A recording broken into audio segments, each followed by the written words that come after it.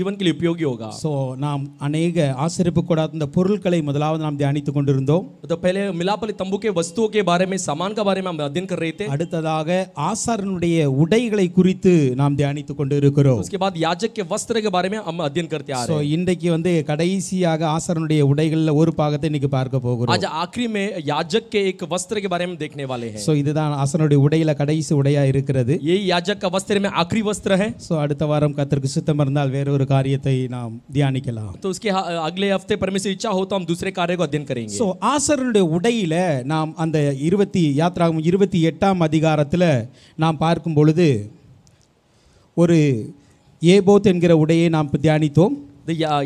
निर्गमन 28वां अध्याय में हम अध्ययन करते समय एबोद के बारे में हम अध्ययन किए। அதே போல மார்பதகத்தை குறித்து நாம் தியானித்தோம். सीनाबंदी के बारे में अध्ययन किए। அங்கிகளை குறித்து நாம் தியானித்தோம். तो अंगरख के बारे में हम लोग ने अध्ययन किए। பாகைகளை குறித்து நாம் தியானித்தோம். पगड़ी के बारे में अध्ययन किए। இடைக்கச்சையை நாம் தியானித்தோம். कमरबंदी के बारे में இன்னைக்கு நாம் பார்க்க போகிறது அந்த உள்சட்டை என்கிற ஒரு காரியம் இருக்கிறது. अंदर पहनने वाले अंगरख के बारे में अध्ययन करने वाले हैं। ஆசாரனுடைய உடையை குறித்து ஆண்டவர் எப்பொழுது மிகவும் கவனமுள்ளவராய் இருக்கிறார். याजक का वस्त्र के बारे में परमेश्वर बहुत सावधानी परखता है। ஒரு ஆசாரியன் ஒரு ஊழியம் செய்ய போகும் பொழுது एक याजक सेवा करने जाते समय எந்த உடையை உடுத்த வேண்டும் என்று சொல்லி இங்கு தேவன் எவ்வளவு தெளிவாய் இருக்கிறார் என்பதை நாம் புரிந்து கொள்கிறோம். तो यहाँ पे परमेश्वर कौन सा वस्त्र पहनना करके कितना साफ रीति से बताया करके हम देखते हैं। ஏனால் சில வேளையில நமக்கு அந்த பலிபீடத்தின் அந்த பிரசங்கப்படுத்தக்கூடிய மேன்மை தெரியாமல் போய் விடுகிறது. तो कुछ समय में वेदी का जो प्रसन्नता का जो आदर है हम नहीं जानते हैं। ஹல்லேலூயா हालेलुया। அந்த பலிபீடத்திற்கு முன்பாக அல்லது அந்த மகா பரிசுத்த ஸ்தலத்திற்கு முன்பாக ஒரு ஆசாரியர் போகும் பொழுது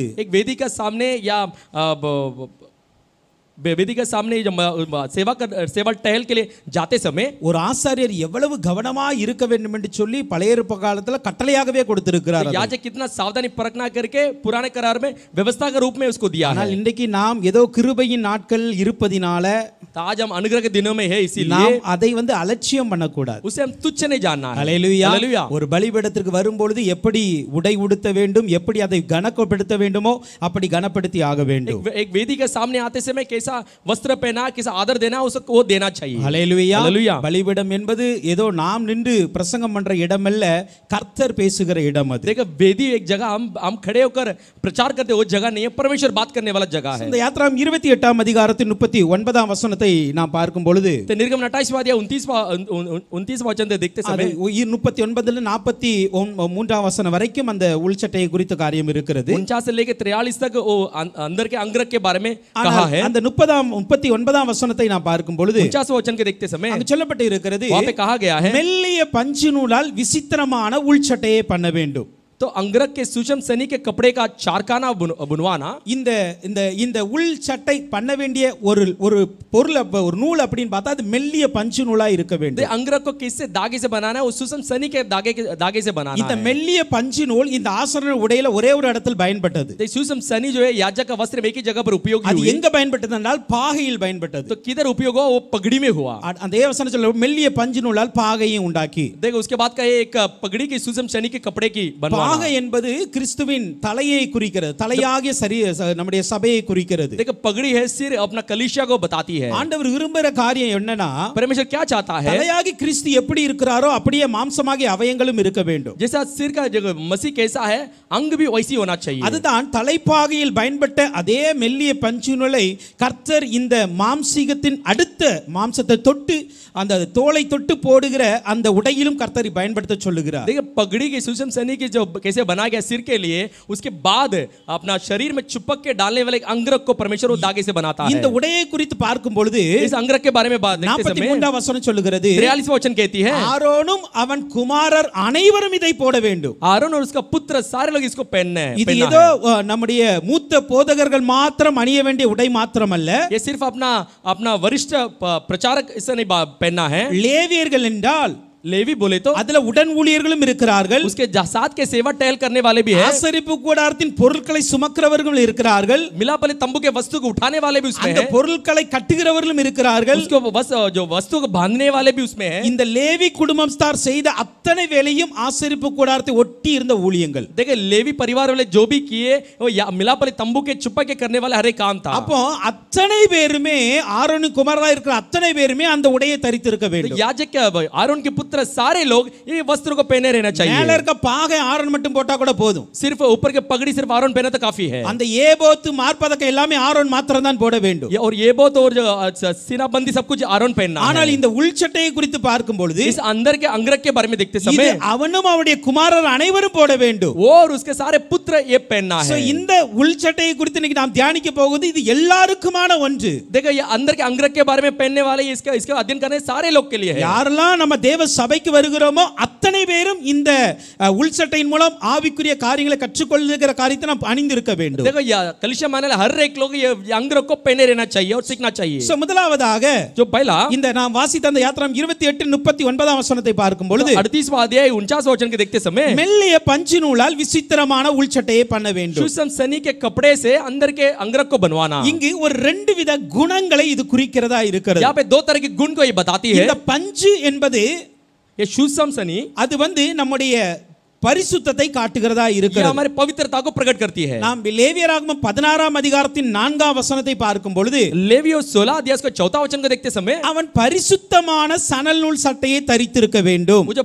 पवित्र अपना टाट का कपड़ा ओढ़ा रहना चाहिए। அல்லேலூயா. हालेलुया। சணல் நூல் என்று சொல்லி நமக்கு தமிழ்ல சொல்லப்பட்டு இருக்கிறது. जो टाट का कपड़ा करके वो अपना तमिल में बताया गया है। ஆனால் அதே வேளையில் அதை இங்கிலீஷ்ல வாசித்தோம் அப்படினா ஒயிட் லினன் தான் இருக்கிறது. तो अंग्रेजी में सफेद कपड़ा करके बताया है। அல்லேலூயா.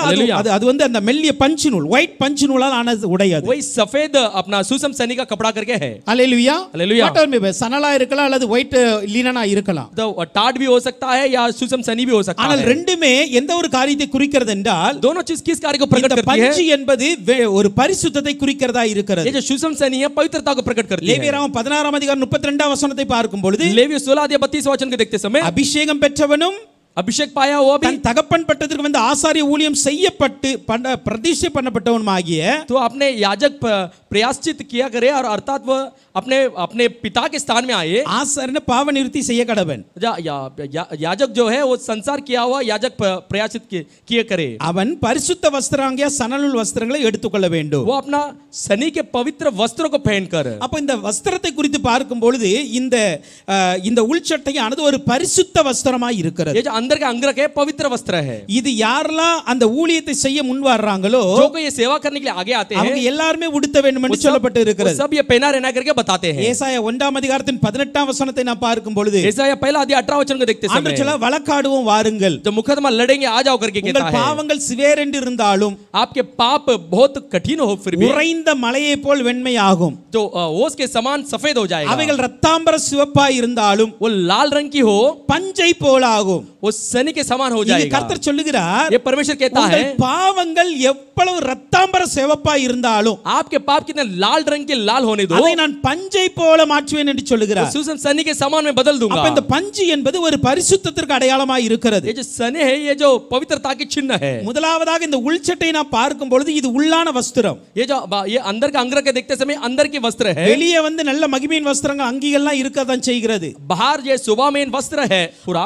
ஆனால் உள்ள இந்த உள்சட்டை கர்த்தர் சொல்றார் அது பரிசுத்தமா இருக்கணும். ये अंदर का अंगरख को परमेश्वर कहता है पवित्र होना चाहिए। அல்லேலூயா. हालेलुया। अनेक வேளையில कई सारे समय में வெளியே மகிமை இருக்கும் बाहर शोभा होगी உள்ள பரிசுத்தம் இருக்காது. अंदर पवित्रता ना होगी। வெளியே கிருபை இருக்கிற மாதிரி இருக்கும் बाहर अनुग्रह दिखती होगी। வெளியே நல்ல ஆராதனை செய்கிற மாதிரி இருக்கும் बाहर अच्छा आराधना करते हुए ऐसा உள்ள लगेगा பரிசுத்தம் இருக்காது. अंदर पवित्रता नहीं ஆனா होगी। ஆண்டவர் சொல்லுகிற காரியம் என்ன தெரியுமா? परमेश्वर क्या कहता है? உள்ள பரிசுத்தம் இருக்க வேண்டும். अंदर पवित्रता होना चाहिए। அல்லேலூயா. हालेलुया। வெளியுள்ள மகிமையை மனுஷன் பார்க்கலாம். बाहर के शोभा को मनुष्य देख सकता है। வெளியுள்ள மகிமைன்னு பார்த்து சொல்லலாம் எவ்வளவு சூப்பரான அங்கி போட்டுருக்காங்க, तो बाहर के शोभा को देख के इतना अच्छा वस्त्र पहने के बोल எவ்வளவு सकते சூப்பரான हैं। பாகையை வச்சிருக்காங்க. इतना अच्छा पगड़ी को रखे हैं। ஆனா உள்சட்டை இல்லனா பெரிய பிரச்சனை ஆயிரும். लेकिन अंदर के अंगरख नहीं हो तो बड़ा समस्या हो जाएगी। உள்சட்டையை குறித்து நாம் தியானிக்கும் பொழுது நமக்கு புரிந்து கொள்ள முடியும் इस अंदर के अंगरख के बारे में अध्ययन करते समय எவ்வளவு समझ में கவனமாய் आता है அதை குறித்து இருக்க வேண்டும் என்று சொல்லி.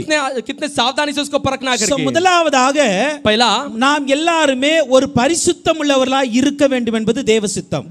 हम सब पवित्र होना चाहिए परमेश्वर का इच्छा है। அல்லேலூயா. हालेलुया। அதை போல उसी समय में இந்த மெல்லிய பஞ்சு நூல் என்பது सुसम सनी के मतलब எதை குறிக்கிறது என்றால் ஒரு மென்மையை குறிக்கிறது एक मुलायम को बताती है। அல்லது ஒரு பரிதாப உள்ளவர்களாய் குறிக்கிறது அத. एक तरस खाने वाले को बताती है. ஹல்லேலூயா. हालेलुया. இதை நம்ம ERV தமிழ் எடிஷன் ஒரு பைபிள் இருக்கிறது. ERV तमिल एडिशन करके एक बाइबल है. அதுல நம்ம பார்த்தோம்னா துகில் என்கிற வார்த்தை பயன்படுத்திருப்பாங்க. उसमें तुहिल करके नाम को इस्तेमाल किए. அந்த துகில் என்பதற்கு சரியான அர்த்தம் என்றால் इस शब्द के अच्छा सही अर्थ क्या है? ஒரு மென்மையான உடை அல்லது சுத்தமான உடை. एक मुलायम वस्त्र या शुद्ध वस्त्र. ஹல்லேலூயா. हालेलुया. நம்ம நினைப்போம் हम सोचते हैं அது अंडरगारमेंट தானே. वो अंदर पहनने वाले अंगरख है ना. அந்த உள்சட்டை எப்படி இருந்தா என்ன? वो अंदर का अंगरख कैसा भी हो அப்படி நம்ம நினைப்போம். वैसा हम सोचते हैं. ஹல்லேலூயா. हालेलुया. சில வேளை நம்ம போடுவோம்ல வெளியே நல்ல சட்டை போட்டுருப்போம். बाहर अच्छा कपड़े पहने रहते ஆனா हैं. உள்ள போட்டுருக்க பனியன் டி-ஷர்ட் அது எப்படினாலும் போடுவோம் जो நம்ம. अंदर पहने वो बनियान टी-शर्ट कैसा भी पहनते हैं. ஹல்லேலூயா. ஆனா ஆண்டவர் பார்க்கறாரு लेकिन परमेश्वर देखता है உள்ள போட்டுருக்கிற உள்சட்டை எப்படி இருக்கணுமா? சுத்தமா இருக்கணுமா? the अंदर पहना हुआ अंगरख कैसा होना चाहिए? शुद्ध होना चाहिए. ஹல்லேலூயா. हालेलुया. அது பாருங்க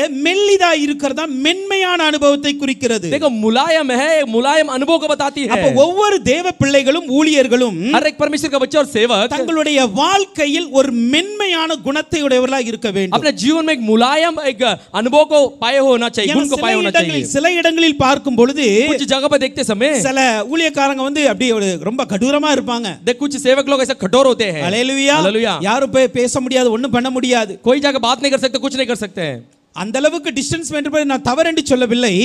इतना दूरी को परखना मैं गलत नहीं कहता हूं. ஆனால் ஜனங்களுக்காக பரிதாபம் கொண்டு அவர்களுக்காக மென்மையோடு நடந்து கொள்வதும் ஒரு ஊழியனுடைய கிரியையாய் இருக்கிறது. तो लोगों को तरस खाना और मुलायम रीति से उनसे बातें करना एक अनुभव है, वो गुण होना चाहिए. இயேசு கிறிஸ்து நம்ம தேவனை குறித்து பாருங்க. हमारे यीशु मसीह परमेश्वर के बारे में देखिए. யாத்ராம் 23ஆம் அதிகாரத்தில் 14ஆம் வசனத்துல निर्गमन 23वां अध्याय 16 वचन में தமது ஜனங்களுக்கு செய்ய நினைத்த தீங்கை செய்யாதபடிக்கு பரிதாபம் கொண்டார். तो अपने लोगों पे लाने वाला नाश के बारे में वो दिल में तरस खाया. அவர் 12ஆம் வசனத்துல 12 वचन में மோசே சொல்றாரு, मूसा कहता है ஏசப்பா பரிதாபம் கொள்ளுங்க தேவனே. तो हमारे ऊपर तरस வந்தான். तो गुस्सा करने वाला परमेश्वर है. அதே வேளையில பரிதாபம் கொள்ளுகிற தேவனுமாய் तो இருக்கிறார். उसी समय में तरस खाने वाला परमेश्वर இந்த भी है. பரிதாபம் என்பது ஒரு மென்மையான இருதயத்தை குறிக்கிறது. ये तरस खाने वाला एक मुलायम हृदय को बताती है. ஓசியா 11ஆம் அதிகாரத்தின் 8ஆம் வசனத்தை நாம் தியானிக்கும் பொழுது ओसिया 11 अध्याय 8वां वचन का अध्ययन करते समय எப்பிராயீமை குறித்து ஆண்டவர் இப்படியாய் சொல்லுகிறார். इब्राहिम के बारे में परमेश्वर इस तरह कहता है, எப்பிராயீமே நான் உன்னை எப்படி கைவிடுவேன்? इब्राहिम तुझे कैसा मैं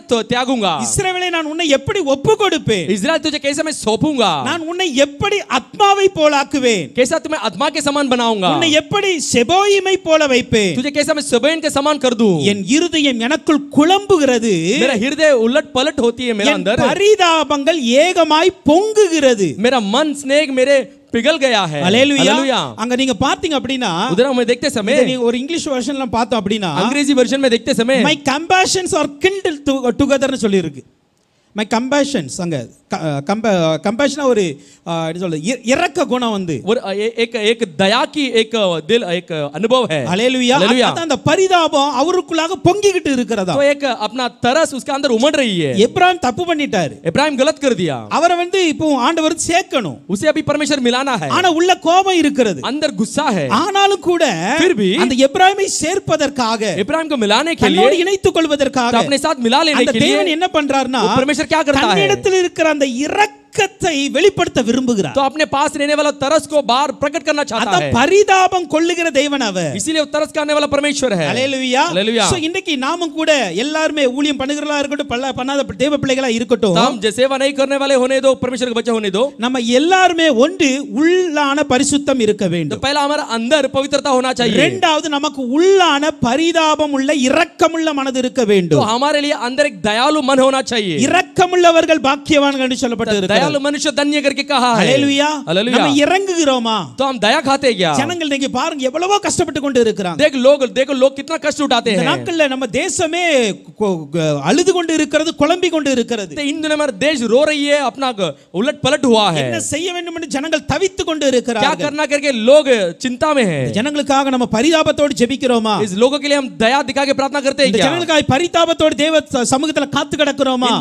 इन लोगों के लिए दया के लिए हम परमेश्वर के चरणों में गिरे क्या? ஹல்லேலூயா. हालेलुया. இந்த இருதயத்தை கர்த்தர் இன்னைக்கு எல்லாருக்கும் கொடுப்பாரா? इस हृदय को परमेश्वर आज सारे लोगों को देना चाहिए. உள்ளான பரிசுத்தம் இருக்க வேண்டும், பரிதாபம் உள்ள இருதயம் இருக்க வேண்டும். अंदर एक पवित्रता होना चाहिए, तरस खाने दया दिखाने वाला हृदय होना चाहिए. ஆனால் பரிதாபத்துல ஒரு காரியத்துல ரொம்ப கவனமாய் இருக்க வேண்டும். इस दया में एक कार्य में सावधानी परखना है. ஹல்லேலூயா. हालेलुया. பரிதாபம் நம்ம கொள்ளுகிறோம், நல்லதுதான். हम दया दिखाते हो अच्छा है. ஆனால் அந்த பரிதாபமானது ये जो दया है நம்முடைய உடன்படிக்கையை கெடுத்து விட கூடாது. हमारे वाचा को नहीं बिगड़ना चाहिए. அல்லேலூயா. அல்லேலூயா. இந்த பரிதாபம் வந்து ये दया जो है ரெண்டு காரியத்தை செய்கிறது. दो कार्य को करती है. ஒன்று एक தேவனோடு நமக்கு இருக்கிற பரிசுத்த உடன்படிக்கையை கெடுக்கும். देखो परमेश्वर के सामने हमारे रहना पवित्र वाचा को तोड़ती है. இரண்டாவதாக दूसरा தேவனுக்கு பிரியமில்லாத உடன்படிக்கையை ஏற்படுத்த வைக்கும். तो परमेश्वर अप्रिय वाचा को बंधवाती है. நம்ம இரக்கமுள்ளவர்களாய் தான் இருக்கணும். हम दया दिखाने वाले होना பரிதாபம் चाहिए. கொள்ளுகிறவர்களாய் தான் இருக்கணும். तरस खाने वाले होना ஆனால் चाहिए. அதே வேளையில் उसी समय में நம்முடைய உடன்படிக்கையை சீர்குலைக்கிற எதையும் அனுமதிக்க கூடாது. हमारे वाचा को बिगाड़ने वाले कोई चीजों का अनुमति नहीं करना है. अनेक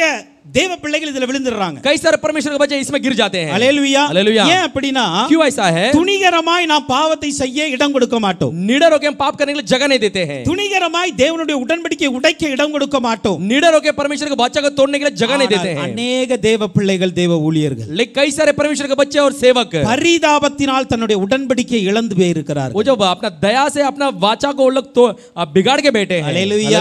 அல்லேலூயா. हालेलुया. அன்பு செய்ய வேண்டியதான் இரக்கமுள்ளவர்களாய் இருக்க வேண்டும். तो प्रेम करना है, दया दिखाने वाला होना चाहिए. தேவையான நேரத்தில் மாத்திரம். जिस समय करना चाहिए उस समय. தேவையற்ற நேரத்தில் செய்யும் பொழுது, जिस समय नहीं करना चाहिए उस समय करते தேவையற்ற समय. நேரத்தில் இரக்கமுள்ளவர்களைப் போல நாம் இருக்கும் பொழுது, अगर जिस समय नहीं करना चाहिए उस समय दया दिखाते समय நாம் பரிதாபம் நமக்குள்ளாக வந்து அதன் செலவில் நம்முடைய உடன்படிக்கையை உடைக்கும். वो तरस हमारे अंदर आकर वाचा को तोड़ देती है. இப்படி சொன்னா உங்களுக்கு சொல்ல புரியல அப்படிம்பீங்க. तो ऐसा कहे तो कुछ लोग कहेंगे हम समझ நான் में नहीं வேதத்துல आया. ரெண்டு எடுத்துக்காட்டை சொல்ல விரும்புகிறேன். शास्त्र में दो उदाहरण को मैं बताना चाहता हूं. நியாயாதிபதிகள் 16ஆம் அதிகாரத்தில் न्याय के 16 अध्याय 15 இருந்து 19 வரைக்கும் நம்ம பார்க்கும் பொழுது 15 से लेकर 19 तक देखते समय சிம்சோனை குறித்து நான் பார்க்கிறோம். सिमसोन के बारे में हम देखे हैं. காலைல பாஸ்டர் கூட சொன்னாங்க. आज सुबह पासवान जी भी कहा. அல்லேலூயா. हालेलुया. சிம்சோனை குறித்து பார்க்கிறோம் நம்ம. सिमसोन के बारे में देखते हैं. பாருங்க இந்த தெலீலாள் வந்து அவனை வந்து அலட்டி கொண்டே இருக்கிறார். ये दलीला देखो उसको बार-बार तंग कर रही है. அல்லேலூயா. हालेलुया. எனக்கு நீர் சொல்லணும்பா. मुझे कैसे बताना है? உங்க பலம் எங்க இருக்கு? आपका बल किधर है? எங்க இருக்கு சொல்லுங்க சொல்லுங்கன்னு கேட்டுக்கிட்டே இருக்கு. मुझे बताओ बताओ करके तंग कर रही है. உன்னை எவ்வளவோ ட்ரை பண்ணி பார்த்து மறைச்சிரலாம்னு பாக்குற.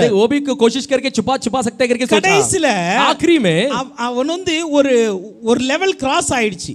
एक हद पार हो गया. இப்போ என்ன ஆயி போச்சுனா அவளுக்காக நான் பரிதாபம் கொள்ளாம இருக்கவே முடியாத ஒரு நிலைமை तो வந்துச்சு. उसके लिए तरस बिना तरस का ऐसा रह नहीं सकता, ऐसा हो गया. அவர் தெரியும் वो जानता है நான் இந்த क्वेश्चनக்கு ஆன்சர் சொன்னா ये जो प्रश्न का उत्तर बता दिया तो எனக்கும் கர்த்தருக்கும் உள்ள உடன்படிக்கை உடையும். मेरा और परमेश्वर के बीच में वाचा टूट जाएगा. அல்லேலூயா. हालेलुया. ஆனால் फिर இந்த மனுஷன் போராடி பார்த்தான் கடைசில அவ ஜெயிச்சிட்டா. देखो मनुष्य संघर्ष करके देखा आखिरी में वो जीत गई. இந்த பரிதாபம் கொண்டு கடைசில என்ன பண்ணார் தெரியுமா? वो तरस का क्या क्या पता है? உண்மையை சொன்னார். सच को बता दिया. வாழ்க்கையில பரிசுத்தமான உடன்படிக்கை உடைத்து போட்டார். जीवन का जो पवित्र वाचा को तो बिगाड़ डाला. அல்லேலூயா. हालेलुया. இது உள்ள வரும்போது நல்லா தான் வந்துச்சு. यो अंदर आते से अच्छा ही आया. அல்லேலூயா. हालेलुया. தெலீலாவுடைய வாழ்க்கை உள்ள வரச்சொல்ல இன்பமா தான் இருந்துச்சு. देखो दलीला के जीवन अंदर आते से बहुत मधुर था. ஆனால் அந்த பரிதாபத்தை கடைசியா கண்டினியூ பண்ண என்ன ஆயி போச்சு? देखो तरस को आखिरी तक लाते समय क्या हुआ? தேவனுக்கும் அவனுக்குள்ள உடன்படிக்கை கெட்டு போச்சு. परमेश्वर उसका वाचा बिगड़ गया. சோ அதனால தான் எப்பொழுதுமே तो हर समय தேவையில்லாத பேச்சுகள் பேசக்கூடாது. तो जो बात नहीं करना चाहिए वो बात नहीं करना चाहिए. தேவையில்லாத உறவுகளை வைக்க கூடாது. कुछ जो रिश्ता हमको नहीं चाहिए वो रखना नहीं चाहिए. அநேக வெள்ள சாத்தான் அப்படிதான் நம்மளை சோதிப்பான். कई सारे समय में शैतान हमें ऐसी परीक्षा करता है. அவங்க வந்து நமக்கு முன்பாக பரிதாபத்தோடு நிப்பாங்க. तो आके हमारे सामने दया के रूप में खड़े रहते हैं. உதவி செய்ய வேண்டியதுதான். अब मदद करना है. அதே வேளையில उसी समय में உதவி செய்ததுக்கு முடிச்சிரும் அப்புறம் நம்ம அவங்களுக்காண்டி ஜெபிக்கலாம். देखो मदद करने के बाद उसके बाद हम प्रार्थना कर सकते हैं. அதுக்கு அப்புறம் தொடர்ந்து உறவு வைக்க கூடாது. उसके बाद भी लगातार रिश्ता को दोहराना नहीं चाहिए. உறவு வச்சா அந்த உடன்படிக்கை கெட்டு போயிடும். अगर रिश्ता को हम लोग बढ़ाते गया तो ये जो वाचा टूट जाएगी. அல்லேலூயா. हालेलुया. அதே போல யோசுவா 9ஆம் அதிகாரத்தின் 3 இருந்து 15 வரைக்கும் வாசிக்கும் பொழுது उसी समय में यहोशू 9वां अध्याय 30 से 15 तक देखते समय இங்கு கிபியோனின் ஜனங்கள் வர்றாங்க. यहाँ पे गिबियोनी लोग आते हैं. யோசுவாட்ட வந்து சொல்றாங்க यहोशू के पास कहते நாங்க हैं தூர தேசத்துல இருந்து வர்றோம். दूर देश से आ रहे हैं. நாங்க எங்களுக்கு யாருமே இல்ல. நீங்க எங்களோட உடன்படிக்கை பண்ணிக்காங்க. हमारे लिए कोई नहीं, हमारे लिए वाचा हमारे से वाचा बांध लो. யோசுவாவும் இஸ்ரவேல் ஜனங்களும் ஆலோசனை பண்றாங்க. यहोशू और इजराइल के लोग अपने बीच में आलोचना करते இவங்க हैं. போய் சொல்றாங்களா உண்மையை சொல்றாங்களா? झूठ कहते हैं कि सच कहते हैं. உடன்படிக்கை பண்ணணுமா வேண்டாமா? जो वाचा बांधने के नहीं. ஏன்னா ஆண்டவர் ஆல்ரெடி சொல்லி இருக்கிறாரு परमेश्वर पहले कहा நீ है போகிற எந்த ஜாதியோட உடன்படிக்கை பண்ண கூடாது. तू जाने वाला कोई जाति के साथ वाचा नहीं बांधना है. அவங்கட்ட உன் பொண்ணை கொடுக்க கூடாது. அங்க இருந்து பொண்ணை எடுக்க கூடாது. तू लड़की देना भी नहीं है, लेना भी नहीं है. அவங்க யாரையும் உயிரோட வைக்க கூடாது. उनको किसी को जीवित नहीं रखना है. போய் சுதந்திரிக்க அந்த தேசத்துல எல்லாத்தையும் அழிச்சு போட்டுறணும். जाके हासिल करने वाले देश में सारे लोग को मिटा देना चाहिए. சுவாசம் உள்ள எதை கூட உயிரோட கூட ஆண்டவர் சொல்றாரு. नतने बोलने में सुवास वाले किसी को जीवन को आप जीवित नहीं रखना ஆனா இந்த है। கிபியோனின் குடிகள் என்ன பண்றாங்க? गिबियोन के निवासी क्या करते हैं? தாங்கள் எல்லா ஒன்றுமே இல்லாதவர்களை போல அவர்களுக்கு நடிக்க तो ஆரம்பித்தார்கள். हम उसके पास कुछ नहीं, ऐसे गरीब कैसे उसके सामने नाटक करने लगे। கடைசில யோசுவா இஸ்ரவேல் ஜன மூப்பர்கள் என்ன பண்ணாங்க? அவங்க மேல ஒரு பரிதாபம் வந்துச்சு. योशुआ और इजराइल के पुरनियों उनका ऊपर एक तरस खाई। ஆண்டவர்ட்ட கேட்கவே இல்ல. परमेश्वर का पूछे भी नहीं। ஆண்டவர்ட்ட கேட்காம என்ன பண்ணாங்க? உடன்படிக்கை பண்ணிட்டாங்க. बिना पूछे परमेश्वर से उन लोग वाचा बांध ஆனா लिए। மூன்றாவது நாள் தான் தெரிகிறது, तीसरे ही दिन मालूम पड़ता है ஐயோ இவங்க தூரமான தேசத்தினுள்ள அல்ல, ये दूर देश के लोग नहीं ஏ है, நம்ம பக்கத்துல இருக்கவங்க நாட்டுக்காரங்க தான். हमारे बाजू के देश वाले ही இப்ப है। இவங்களோட உடன்படிக்கை பண்ண கூடாது. अब इनके साथ हम वाचा नहीं बांधना है। ஆனா ஆண்டவர்ட்ட கேட்காம நான் பரிதாபத்தோடு உடன்படிக்கை பண்ணியாச்சு. तो बिना परमेश्वर का पूछे हम तरस खाए, दया दिखा के हम वाचा बांध लिए। அல்லேலூயா. हालेलुया। இப்ப பாருங்க, अभी देखो தேவ அனுமதி இல்லாமல் ஒரு உடன்படிக்கை. परमेश्वर का अनुमति के बिना एक वाचा। இப்ப எப்படிப்பட்ட நிலைமை ஆயி போச்சு? अभी कैसा स्थिति हो गई? அவங்கள அழிக்க நினைச்சா அழிக்க முடியாது. उनको नाश करने के सोचा तो भी नाश नहीं कर ஏன்னா सकते, உடன்படிக்கை பண்ணியாச்சு. क्योंकि वाचा बांध लिए। அவங்கள உயிரோட வச்சு தான் ஆக उनको வேண்டும். जीवित रखना ही रखना ஏன்னா है। உடன்படிக்கை அப்படிப்பட்டது. कैसा वाचा वैसा वाचा है। அவர்கள் உயிரோட வைப்போம் என்று அவங்க உடன்படிக்கை பண்ணிட்டாங்க. तो उनको जीवित रखना करके वाचा बांध लिए। ஹalleluya. हालेलुया। அப்ப பாருங்க, அந்த கானான் தேசத்துல அத்தனை ராஜாக்களையும் அத்தனை ஜனங்களையும் அழிக்க வேண்டும் அவர்கள். तो कानान देश में उतने राजा उतने लोगों को नाश करना ஆனால் है, கிபியோனை அழிக்க முடியாது. लेकिन गिबियोन निवासी को नाश नहीं कर सकते। ஹalleluya. हालेलुया। ஏனா क्योंकि ஆண்டவருக்கு பிரியமில்லாத, ஆண்டவருடைய அனுமதி இல்லாத ஒரு உடன்படிக்கை அங்க உருவாயிற்று. देखो परमेश्वर की अनुमति के बिना एक वाचा वहां पे बांधा गया है। இதுக்கு காரணம் என்ன? इसका कारण क्या है? பரிதாபம். दया। ஹalleluya. हालेलुया। அப்போ பரிதாபம் இருக்க வேண்டும், तो दया होनी चाहिए, ஆனா அது தேவ அனுமதியோடு இருக்க வேண்டும். वो परमेश्वर अनुमति के साथ होना தேவ चाहिए, சித்தத்தோடு இருக்க வேண்டும். परमेश्वर की इच्छा के अनुसार होना அப்படி चाहिए। இருக்கும் பொழுது वैसा रहते समय இப்படி தேவையில்லாத உடன்படிக்கை நம்ம வாழ்க்கையில வராது. उसे न चाहने वाला ऐसा रिश्ते हमारे जीवन में नहीं இன்னைக்கு आएगी। अनेक தேவ பிள்ளைங்க இந்த தப்பு பண்ணுவாங்க. वो कई सारे परमेश्वर के बच्चे गलती करते ஒரு हैं। ஆள்கிட்ட ஒரு உறவை ஏற்படுத்துறதுக்கு முன்பாக एक लोगों के पास रिश्ता करने से पहले ஜெபிக்கிறதும் கிடையாது, ஆண்டவர்ட்ட கேட்கறதும் கிடையாது, ஆலோசனையும் கிடையாது. देखो परमेश्वर को पूछते भी नहीं, प्रार्थना भी नहीं, सम्मति भी नहीं मांगते சரி, हैं। ஆண்டவர் நமக்கு ஒரு பெற்றோர்கள் கொடுத்துறாங்க, அவங்களோட ஆலோசனை பண்ணுவோம். तो परमेश्वर हमें एक माता पिता दिया, उनके पास सम्मति मांगेंगे, எதுவுமே கிடையாது. कुछ भी नहीं है। கடைசில விழுந்துட்டு आखिरी में गिरकर முங்கவும் முடியாம எலும்பவும் முடியாம கிடப்பாங்க. डूब भी नहीं सकते, बाहर भी नहीं आ सकते, ऐसे पड़े रहते हैं। ஹalleluya. हालेलुया। காரணம் என்ன? कारण क्या है? அவங்க என்கிட்ட வந்து சொன்னாங்க, நானும் ஓகே சொல்லிட்டேன். तो मेरे पास आके पूछे, मैं भी ओके कह दिया। ஹalleluya. हालेलुया। இது இந்த பரிதாபம். ये एक दया है। இப்படிதான் யோசுவா இஸ்ரவேல் ஜனங்கள் மாட்டினாங்க. ऐसे योशुआ और इजराइल के लोग आके फंस गए, அழிக்க வேண்டிய ஜனங்களை அழிக்க முடியாம போச்சு. नाश करने वाला लोगों को नाश नहीं कर पाए। ஹalleluya. हालेलुया। அதே போல நம்முடைய வாழ்க்கையிலும் சில காரியங்கள் அழிக்கவே முடியாதபடி ஒட்டி கொள்ளும் பாத்துக்காங்க. देखो कुछ हमारे जीवन में भी कोई चीजों को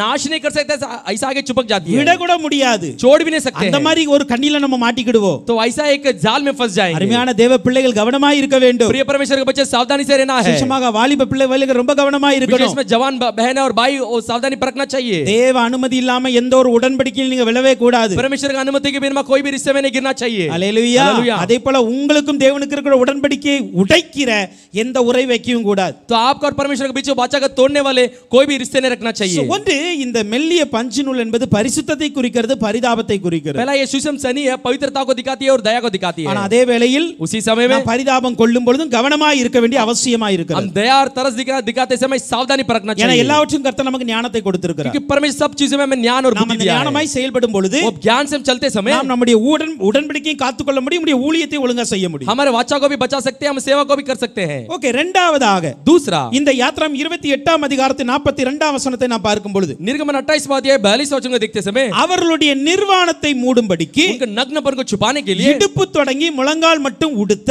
वो जो कमर से लेके नीचे पैर तक पहनने के लिए அந்த சணல் நூல் சலடங்களை உண்டு பண்ண வேண்டும். वो जो सुषम सनी के कपड़े को बनाना चाहिए। ஹalleluya. हालेलुया। இங்க என்ன சொல்லப்பட்டு இருக்கிறது? यहाँ पे क्या कहा गया है? அவர்களுடைய நிர்வாணத்தை மூடும்படிக்கு. उनके नग्नपन को छुपाने के लिए। ஹalleluya. हालेलुया। அப்ப இந்த உள்சட்டை எதற்கு கொடுக்கப்பட்டு वो இருக்கிறது? अंदर के अंग किसके लिए दिया गया है? அவர்களுடைய நிர்வாணத்தை மூடும்படி. उनके जो नग्नपन को छुपाने के लिए। வெளிய இருக்கிற நல்ல Dress தான், बाहर अच्छा कपड़ा है। ஹalleluya. हालेलुया। ஆனாலும் फिर भी உள்ள நிர்வாணம் இருக்கு. अंदर नग्नपन है। ஹalleluya. हालेलुया। அந்த நிர்வாணத்தை மூடணும் அப்படினா वो नग्नपन को छुपाने के இந்த लिए உள்சட்டையை போட்டு இருக்க வேண்டும். अंदर के अंग को पहनना चाहिए। அதே போல இன்னைக்கு நம்முடைய ஆவிக்குரிய வாழ்க்கையிலும் वैसे ही हमारे आत्मिक जीवन சில में நிர்வாணங்கள் இருக்கும். कुछ नग्नपन है। சோ இந்த நிர்வாணத்தை குறித்து நாம் தியானித்தோம் ये அப்படினா नग्नपन के हम अध्ययन करते நிர்வாணம் समय என்றால் என்ன? ये नग्नपन बोले तो क्या இது है? ஏன் நம்முடைய வாழ்க்கையில இருக்க ये கூடாது? क्यों हमारे जीवन में होना नहीं चाहिए? ஆதியாகமம் 3ஆம் அதிகாரத்தின் 7ஆம் வசனத்துல தான் நம்ம முதல்ல நிர்வாணத்தை குறித்து பார்க்கிறோம். उत्पत्ति 3 अध्याय 7वां वचन में पहला हम ये जो नग्नपन के बारे में देखते हैं। இங்க 3வது 7வது வசனத்தை பார்க்கும் பொழுது तीसरा अध्याय 7वां वचन को देखते समय அவருடைய இருவருடைய கண்களும் திறக்கப்பட்டது. उनके दोनों की आंख खुल गई। அவர்கள் தாங்கள் நிர்வாணிகள் என்று அறிந்து वो आप नग्न है करके जानकर தீலைகளை தைத்து தங்களுக்கு அரைக்கச்சைகளை உண்டு பண்ணினார்கள். अंजीर के पत्ते को जोड़ जोड़कर हमारा उनके लिए एक अंगरख को बना लिए। நிர்வாணிகள் என்று அறிந்தார்கள். नग्न है करके जान लिए। தாங்கள் நிர்வாணியாய் இருக்கிறோம் हम नग्न है என்பதை அறிந்தார்கள். वो जानकर ஆனா ஆதியாகமம் 2வது அதிகாரத்தின் 25வது வசனத்தை பார்க்கும் பொழுது उत्पत्ति दूसरा अध्याय 25वां वचन के देखते समय ஆதாமும் அவன் மனைவியும் இருவர் நிர்வாணிகளாய் இருந்தும் வெட்கப்படாதிருந்தார்கள். तो आदम और उसके पत्नी नग्न है फिर भी लज्जित नहीं हुए। ஹல்லேலூயா. हालेलुया। இப்போ இந்த இடத்துலயும் அந்த அடுத்த அதிகாரத்துல இருக்கிற இடத்தை பார்க்கும் பொழுது ये वचन को और दूसरा अध्याय का वचन को देखते समय அவங்களுடைய சரீரம் ஏதோ நிர்வாணதா இருந்தது. तो शरीर नग्न था ஆனால் फिर भी ஒரு இடத்தில் வெட்கப்படாமல் இருக்கிறார்கள், இன்னொரு இடத்தில் வெட்கப்படுகிறார்கள். एक जगह पर लज्जित नहीं हुए दूसरे एक जगह पर लज्जित हुए। ஏன் அப்படினா क्यों ऐसा? இப்போ தேவ சமூகத்துல தேவ மகிமையோடு இருக்கும் பொழுது परमेश्वर समूह में परमेश्वर महिमा के साथ रहते समय அவருடைய வெளிப்புறம் நிர்வாணமாய் இருந்தாலும் उनके बाहर के जो रीति नग्न हो तो भी உள்ள தேவ மகிமை அவர்களை மூடி இருந்தது.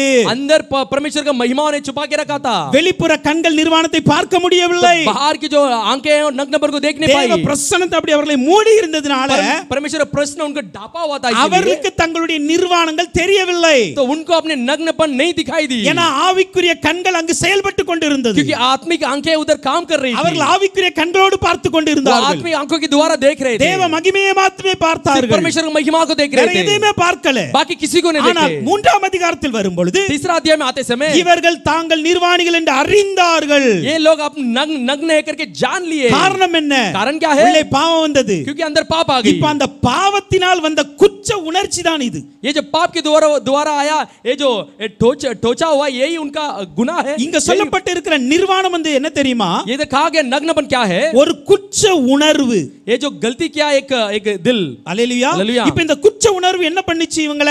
ये जो गलती क्या हुआ हृदय क्या किया इनको? தேவனை விட்டு பிரித்து கொண்டு போய் விட்டது. परमेश्वर से अलग कर दी। இன்னைக்கு अनेक வேளையில कई सारे समय में குற்ற உணர்வுகளோடு நாம் எந்த ஊழியத்தை செய்தாலும் தேவனோடு இணைந்து செய்ய முடியாது. पाप अंदर रखकर हम कोई भी सेवा करेंगे तो नहीं कर सकते। हालेलुया। हालेलुया। दावीद இப்படியாய் சொல்லுகிறார். दाऊद ऐसा कहता है சங்கீதம் 26:7லியும் बन सकता 26:7 में 73:13 சொல்றார். 73:13 में भी நான் குற்றமில்லாமையினாலே என் கைகளை கழுவினேன். जब बिना पाप के मेरा दोष के मेरे हाथों को मैंने धोया। அதற்கு அப்புறம் தான் உம்முடைய பீடத்தை சுற்றி வருகிறேன். उसके बाद ही मैं आपका वेदी को घूम कर आया। हालेलुया। हालेलुया। குற்றத்தோடு இந்த பலிபீடத்தில் வரக்கூடாது. तो गुनाह के साथ दोष के साथ ये वेदी के ऊपर नहीं आना है। பலிபீடத்தில் ஏறக்கு முன்பாக குற்ற உணர்வு இருக்க கூடாது. तो वेदी के ऊपर चढ़ते समय मेरा अंदर दोष नहीं रहना चाहिए। குற்ற உணர்வுலாம் பலிபீடத்துக்கு கீழே உட்கார்ந்து ஆண்டவரோடு சேர்ந்து ஜெபம் பண்ணி கிளியர் பண்ணி இருக்கணும். तो दोष होता वेदी का नीचे होकर परमेश्वर से प्रार्थना कर उस दोष को हटाकर ऊपर आना चाहिए। हालेलुया। हालेलुया। दावीद அதை தான் சொல்ல दाऊद விரும்புகிறார். वही कहने के लिए चाहता है। கைகளை குற்றமில்லாம கழுவிட்டேன். मेरे हाथ को बिना दोष के निर्दोष அதுக்கு के लिए அப்புறம் धो தான் உம்முடைய दिया। பலிபீடத்தை சுற்றி வர முடிகிறது என்னால. उसके बाद ही मैं आपका वेदी को घूम कर आ सकता हूँ। பீடத்தை சுற்றி வருகிறதுக்கே குற்றமில்ல இருக்க கூடாது. तो वेदी को घूम कर आते वक्त हमारे अंदर दोष नहीं होना இன்னைக்கு चाहिए। பீடத்துல ஏறி நிக்கணும்னா आज वेदी पर खड़ा होना तो எந்த அளவுக்கு நாம் கவனமாய் இருக்க வேண்டும். कितना सावधानी परखना चाहिए। இந்த பாவ குற்ற உணர்வு ஒரு நாளும் இருக்கவே கூடாது. ये पाप अंदर कभी नहीं होना चाहिए। ஹல்லேலூயா. லூக்கா 1ஆம் அதிகாரம் 6ஆம் வசனத்தை பார்க்கும் பொழுது लूक पहला अध्याय 6वां वचन के देखते அங்க समय இப்படியாய் சொல்லப்பட்டு இருக்கிறது. ऐसे कहा गया है சகரியா எலிசபெத்தை குறித்து सगरिया एलिसबेथ के बारे में அவர்கள் குற்றமற்றவர்களாய் நடந்து वो निर्दोष चाल चलन करके தேவனுக்கு முன்பாக நீதி உள்ளவர்களாய் இருந்தார்கள். परमेश्वर के सामने धर्मी बनकर थे। ஹல்லேலூயா. हालेलुया। குற்றமில்லாமல் வாழ்ந்தார்கள் என்று சொல்லப்பட்டு இருக்கிறது. निर्दोष बनकर जिए। அத 1 யோவான் 30ஆம் அதிகாரத்தின் 3ஆம் அதிகாரத்தின் 20-21 பார்க்கும் பொழுது पहला यूहन्ना 3 अध्याय 20 और 21 में देखते समय நம்முடைய இருதமே நம்மை குற்றவாளிகளாய் தீர்க்கும் என்றார். हमारे जो हृदय है हमारे मन को हमारे मन को दोषी ठहराती है। தேவன் நம்முடைய இருதயத்தில் பெரியவராய் இருந்து சகலத்தையும் அறிந்திருக்கிறார். हमारा परमेश्वर मन से बड़ा होकर सब कुछ जानता है। நம்முடைய இருதயம் நம்மை குற்றவாளிகள் என்று தீர்க்காதிருந்தால் हमारे हृदय हमें दोष न दे तो நாம் தேவனிடத்தில் தைரியம் கொண்டிருக்கலாம். हम परमेश्वर के सामने हिया बांध सकते हैं। हालेलुया। हालेलुया। தேவனிடத்துல தைரியமா வந்து நிக்கணும் அப்படினா परमेश्वर सामने हियाव से आना है तो நம்முடைய உள்ளத்துல குற்ற உணர்வு இருக்க கூடாது. हमारे हृदय में दोष नहीं होना चाहिए। हालेलुया। हालेलुया। குற்ற இருதயம்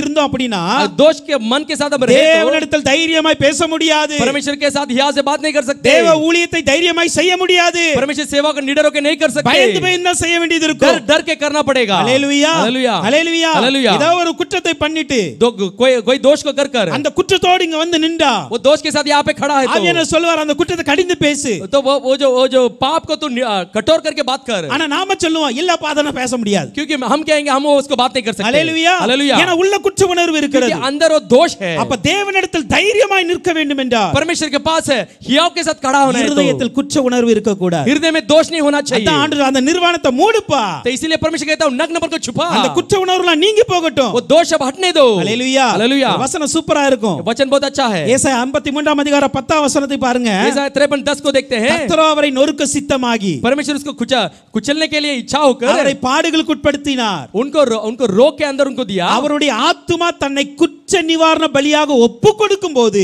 जब तो उसका प्राण दोष बलि करे. அந்த வார்த்தையை நல்ல கவனமாய் பாருங்க. उस वचन को ध्यान से सुनिए. யாருடைய ஆத்துமா?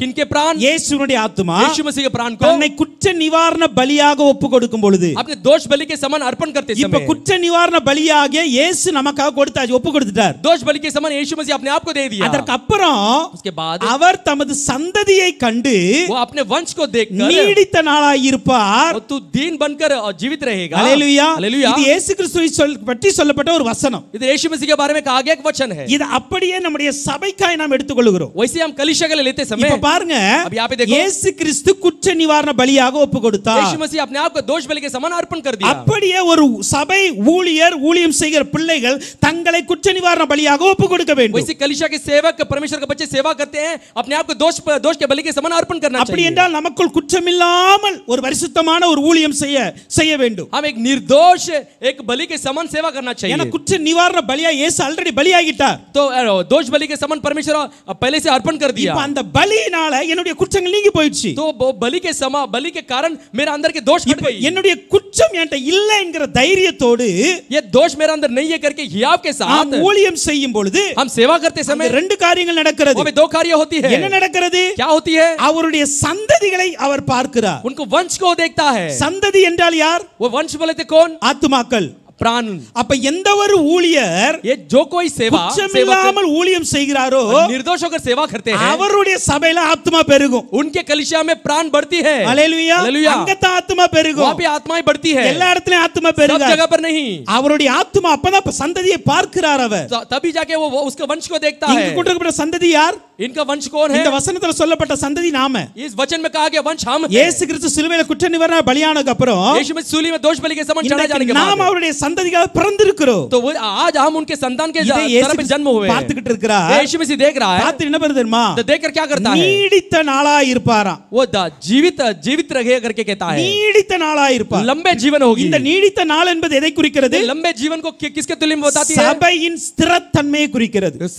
कलीसिया की स्थिरता को दिखाती है. ஊழியத்தின் ஸ்திரத்தன்மையை குறிக்கிறது. सेवा की स्थिरता को दिखाती है. அப்ப யார் ஒருவர் जो कोई குற்றமில்லாமல் ஊழியம் செய்கிறார்களோ निर्दोष होकर सेवा करते हैं அவர்கள் ஊழியத்தில் ஆத்துமாக்களும் பெருகும். उनके सेवा में आत्माएं बढ़ेगी. அவர்கள் ஊழிய ஸ்திரமாயும் இருக்கும். उनका सेवा स्थिर होगी. அப்படினா अनेक ஆண்டுகளாக ஆண்டவருடைய வருகை மட்டும் கூட இருக்கலாம். तो कई सारे सालों के लिए हो सकता है परमेश्वर आगमन तक. ஏன்னா இயேசு கிறிஸ்து சொல்லும்போது அவர் நீண்ட ஆயுள் உள்ளவராய் இருக்கிறார். तो यीशु मसीह कहते वक्त वो लंबे आयु वाले हैं. தானியேல் 7ஆம் அதிகாரத்தின் 9ஆம் வசனத்திலும் दानियेल के 7वां अध्याय 9वां वचन में 13ஆம் வசனத்திலும் 13वां वचन में 17ஆம் 21ஆம் வசனத்திலும் 21वां वचन में நம்ம பார்க்கும் பொழுது हम देखते समय நீண்ட ஆயுசுள்ளவர், लंबे आयु वाले. ஹalleluya, हालेलुया. அவர் நீண்ட ஆயுசுள்ளவர் वो என்றால் लंबे आयु वाले करके कहा. அந்த சபையாகிய நாமும் நீண்ட ஆயுசுள்ளவர்களாய் இருக்க वो வேண்டும். कलीसिया वाले हम भी लंबे आयु वाले होना நம்முடைய चाहिए. ஊழியமும் நீண்ட ஆயுசோடு இருக்க हमारी வேண்டும். सेवा भी लंबे आयु वाला होना चाहिए. ஹalleluya, हालेलुया. ஹalleluya, हालेलुया. உங்களுடைய ஊழியத்திற்கு ஒரு ஆயுசு குறிக்க கூடாது. तो आपके सेवा के लिए एक दिन आप नियुक्त नहीं करना है. ஹalleluya, हालेलुया. ஏன்னா இந்த ஊழியத்தை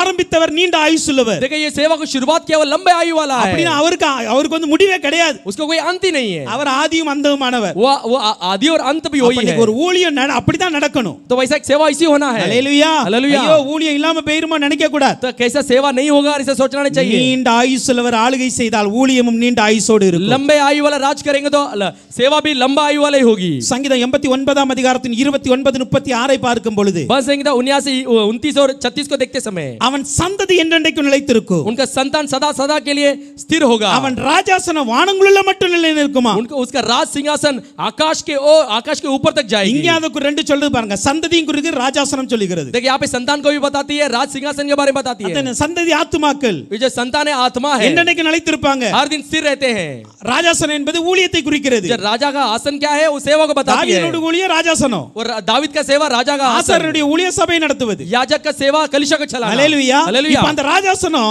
अभी और राजा का आसन வானங்களுள்ள மட்டும் நிலைத்து நிற்கும் என்கிறார் आकाश पर्यंत तक जाएगा करके कहा है ஹalleluya हालेलुया அப்ப நம்ம குற்றம் இல்லாம ஊழியம் செஞ்சா हम निर्दोष होकर सेवा करते समय நம்முடைய ஊழியம் வானம் இருக்கிற வரைக்கும் இருக்குங்க तो हमारी सेवा आकाश होने तक होगी ஹalleluya हालेलुया வானமும் பூமி ஒளிந்து போனா ஆண்டவருடைய வார்த்தை ஒளிந்து போகாது आकाश और पृथ्वी नाश हो जाएगी परमेश्वर का वचन नाश नहीं होगी என்னைக்கு இந்த வானமும் பூமியும் அழிந்து புதிய பரலோகம் வருகிறதோ அன்றைய வரைக்கும் ஊழியம் நடக்கும் ये जो पृथ्वी और आकाश नाश होकर नया यरूशलेम आती है तब तक हमारी सेवा होगी ஆனா எப்போ कभी நிர்வாணத்தை மூடும் பொழுது नग्न पर को छुपाते समय ஹalleluya हालेलुया குற்ற உணர்வெல்லாம் இல்லாம वो निर्दोष दोषमन हटकर தைரியமா ஆண்டவருடைய சமூகத்துல ஊழியம் செய்யும் போது हियाव के साथ परमेश्वर के समूह में सेवा करेंगे ஹalleluya हालेलुया அப்ப ஒன்று நம்முடைய வாழ்க்கையில பரிசுத்தம் இருக்க வேண்டும் மென்மையான ஒரு நபரா இருக்க வேண்டும் देखो पवित्रता होना चाहिए मुलायम व्यक्ति होना चाहिए ஆனால் அதே போல நம்முடைய வாழ்க்கையில ஒரு குற்ற உணர்வு இல்லாத ஒரு வாழ்க்கை இருக்கணும் हमारे जीवन में एक बिना दोष के एक जीवन होना நான் चाहिए விரைவாகவே போகிறேன் मैं जल्द से जाता हूं யாத்திராகமம் 28ஆம் அதிகாரத்தின் 43ஆம் வசனத்தை பார்க்கும் பொழுது निर्गमन 28 अध्याय 43 वचन को देखते அங்க समय இன்னொரு காரியத்தை பார்க்கிறோம் वहाँ पे और एक वचन को देखते हैं அங்க சொல்லப்பட்டு இருக்கிறது वहाँ पे कहा गया है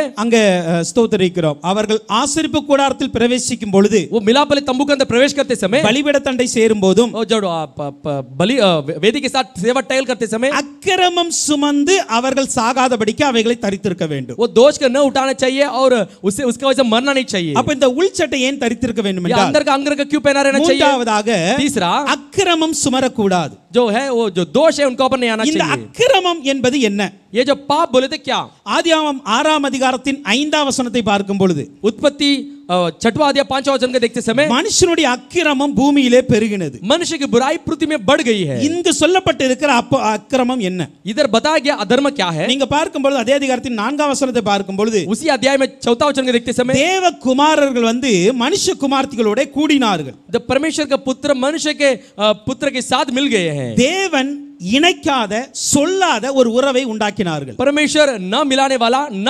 कहा वैसा रिश्ता को यहाँ पे करते हैं அப்ப இது பாவத்திலும் பெரிய கொடிதான பாவம் ये जो पाप से बड़ा एक पाप है ये। அல்லேலூயா हालेलुया இந்த பாவத்தினால் வந்த வினதான் அக்கிரமம் ये जो पाप के कारण आया हुआ है ये अधर्म அல்லேலூயா हालेलुया அப்ப இந்த அக்கிரமம் அவர்கள் மேல வரக்கூடாது அப்படினா ये अधर्म उनका ऊपर नहीं आना அவங்க चाहिए வாழ்க்கையில பாவம் இருக்க கூடாது उनका जीवन में पाप नहीं होना இப்ப चाहिए பாவம் வரக்கூடாதுனா ये पाप नहीं आना है இங்க तो சொல்லப்பட்ட பாவம் என்ன ये कहा गया पाप क्या है மாம்சீக இச்சை ये जो शारीरिक लालसा மாம்சீகம் शारीर मांस அப்ப என்ன அப்படினா उसका मतलब क्या है மூன்றாவதாக तीसरा இந்த உடை ஏன் உடுத்த வேண்டும் என்றால் ये जो अंग का क्यों पहनना चाहिए மாம்சீகம் வெளிப்படக்கூடாது शारीरिक अपना जीवन पार प्रकट नहीं होना है அல்லேலூயா हालेलुया அப்ப நம்ம ஒரு ஆலயத்தில் இருந்தாலும் சரி ஊழியங்களை செய்தாலும் சரி हम एक मंदिर में हो तो या सेवा करते நம்முடைய हो வாழ்க்கையில எப்பொழுதுமே हमारे जीवन में हर समय மாம்சீகத்தை வெளிப்படுத்தவே கூடாது हमारे मांस रीति को बाहर प्रकट नहीं करना है சங்கீதம் 51ஆம் அதிகாரத்தின் 2ஆம் வசனத்தை பார்க்கும் बस பொழுது एक 51वां अध्याय इसका दूसरा वचन को என் देखते हैं அக்கிரமம் நீங்க என்னை முற்றிலும் கழுவி मेरा अधर्म हटकर धोकर मुझे शुद्ध करके என் பாவம் வரை என்னை சுத்திகரியும் मेरे पाप छुड़ाकर मुझे शुद्ध करे அல்லேலூயா हालेलुया அப்ப பாருங்க அக்கிரமம் நீங்கணும் அப்படினா பாவம் சுத்திகரிக்கப்படணும் अगर भली बात अगर निकलना है तो हमारे अधर्म निकलना है तो पाप शुद्ध होना चाहिए அல்லேலூயா हालेलुया இந்த பாவத்திலிருந்து விடுதலை பெறணும் அப்படினா மாம்சீகத்தை விட்டாகணும் इस पाप से छुटकारा पाना है तो देही रूप छोड़ना चाहिए நீங்கள் கொலோசியர் 2ஆம் அதிகாரத்தின் 13ஆம் வசனத்தை பார்க்கும் பொழுது कुलैसे दूसरा अध्याय 13 वचन को देखते உங்கள் समय பாவங்களினாலேயும் आपके अपराधों के कारण உங்கள் மாம்ச விருத்த சேதனம் இல்லாமையினாலேயும் आपके शरीर की कत्ता रहित दशा के मर्दों மரித்தவர்களாய் இருந்த உங்களை அவரோட கூட உயிர்ப்பித்து जो मरे हुए थे उनके अंदर आपको जिलाकर அக்கிரமங்கள் எல்லாவற்றையும் உங்களுக்கு மன்னித்து अपराधों को आप क्षमा किया இப்ப எல்லா அக்கிரமத்தையும் கர்த்தர் மன்னித்தார் अभी सारे अधर्मों को परमेश्वर ने क्षमा कर दिया எதனால அக்கிரமம் வந்துச்சு किसके कारण अपराध आई ரெண்டு காரியம் அங்க சொல்லப்பட்டு இருக்கிறது दो कार्य उधर बताए गए ஒன்று एक நம்முடைய பாவம் हमारे पाप இரண்டாவது दूसरा மாம்ச விருத்த சேதனம் இல்லாமை जो शरीर की कतना रहित के कारण அல்லேலூயா हालेलुया இந்த மாம்ச விருத்த சேதனம் என்பதுதான்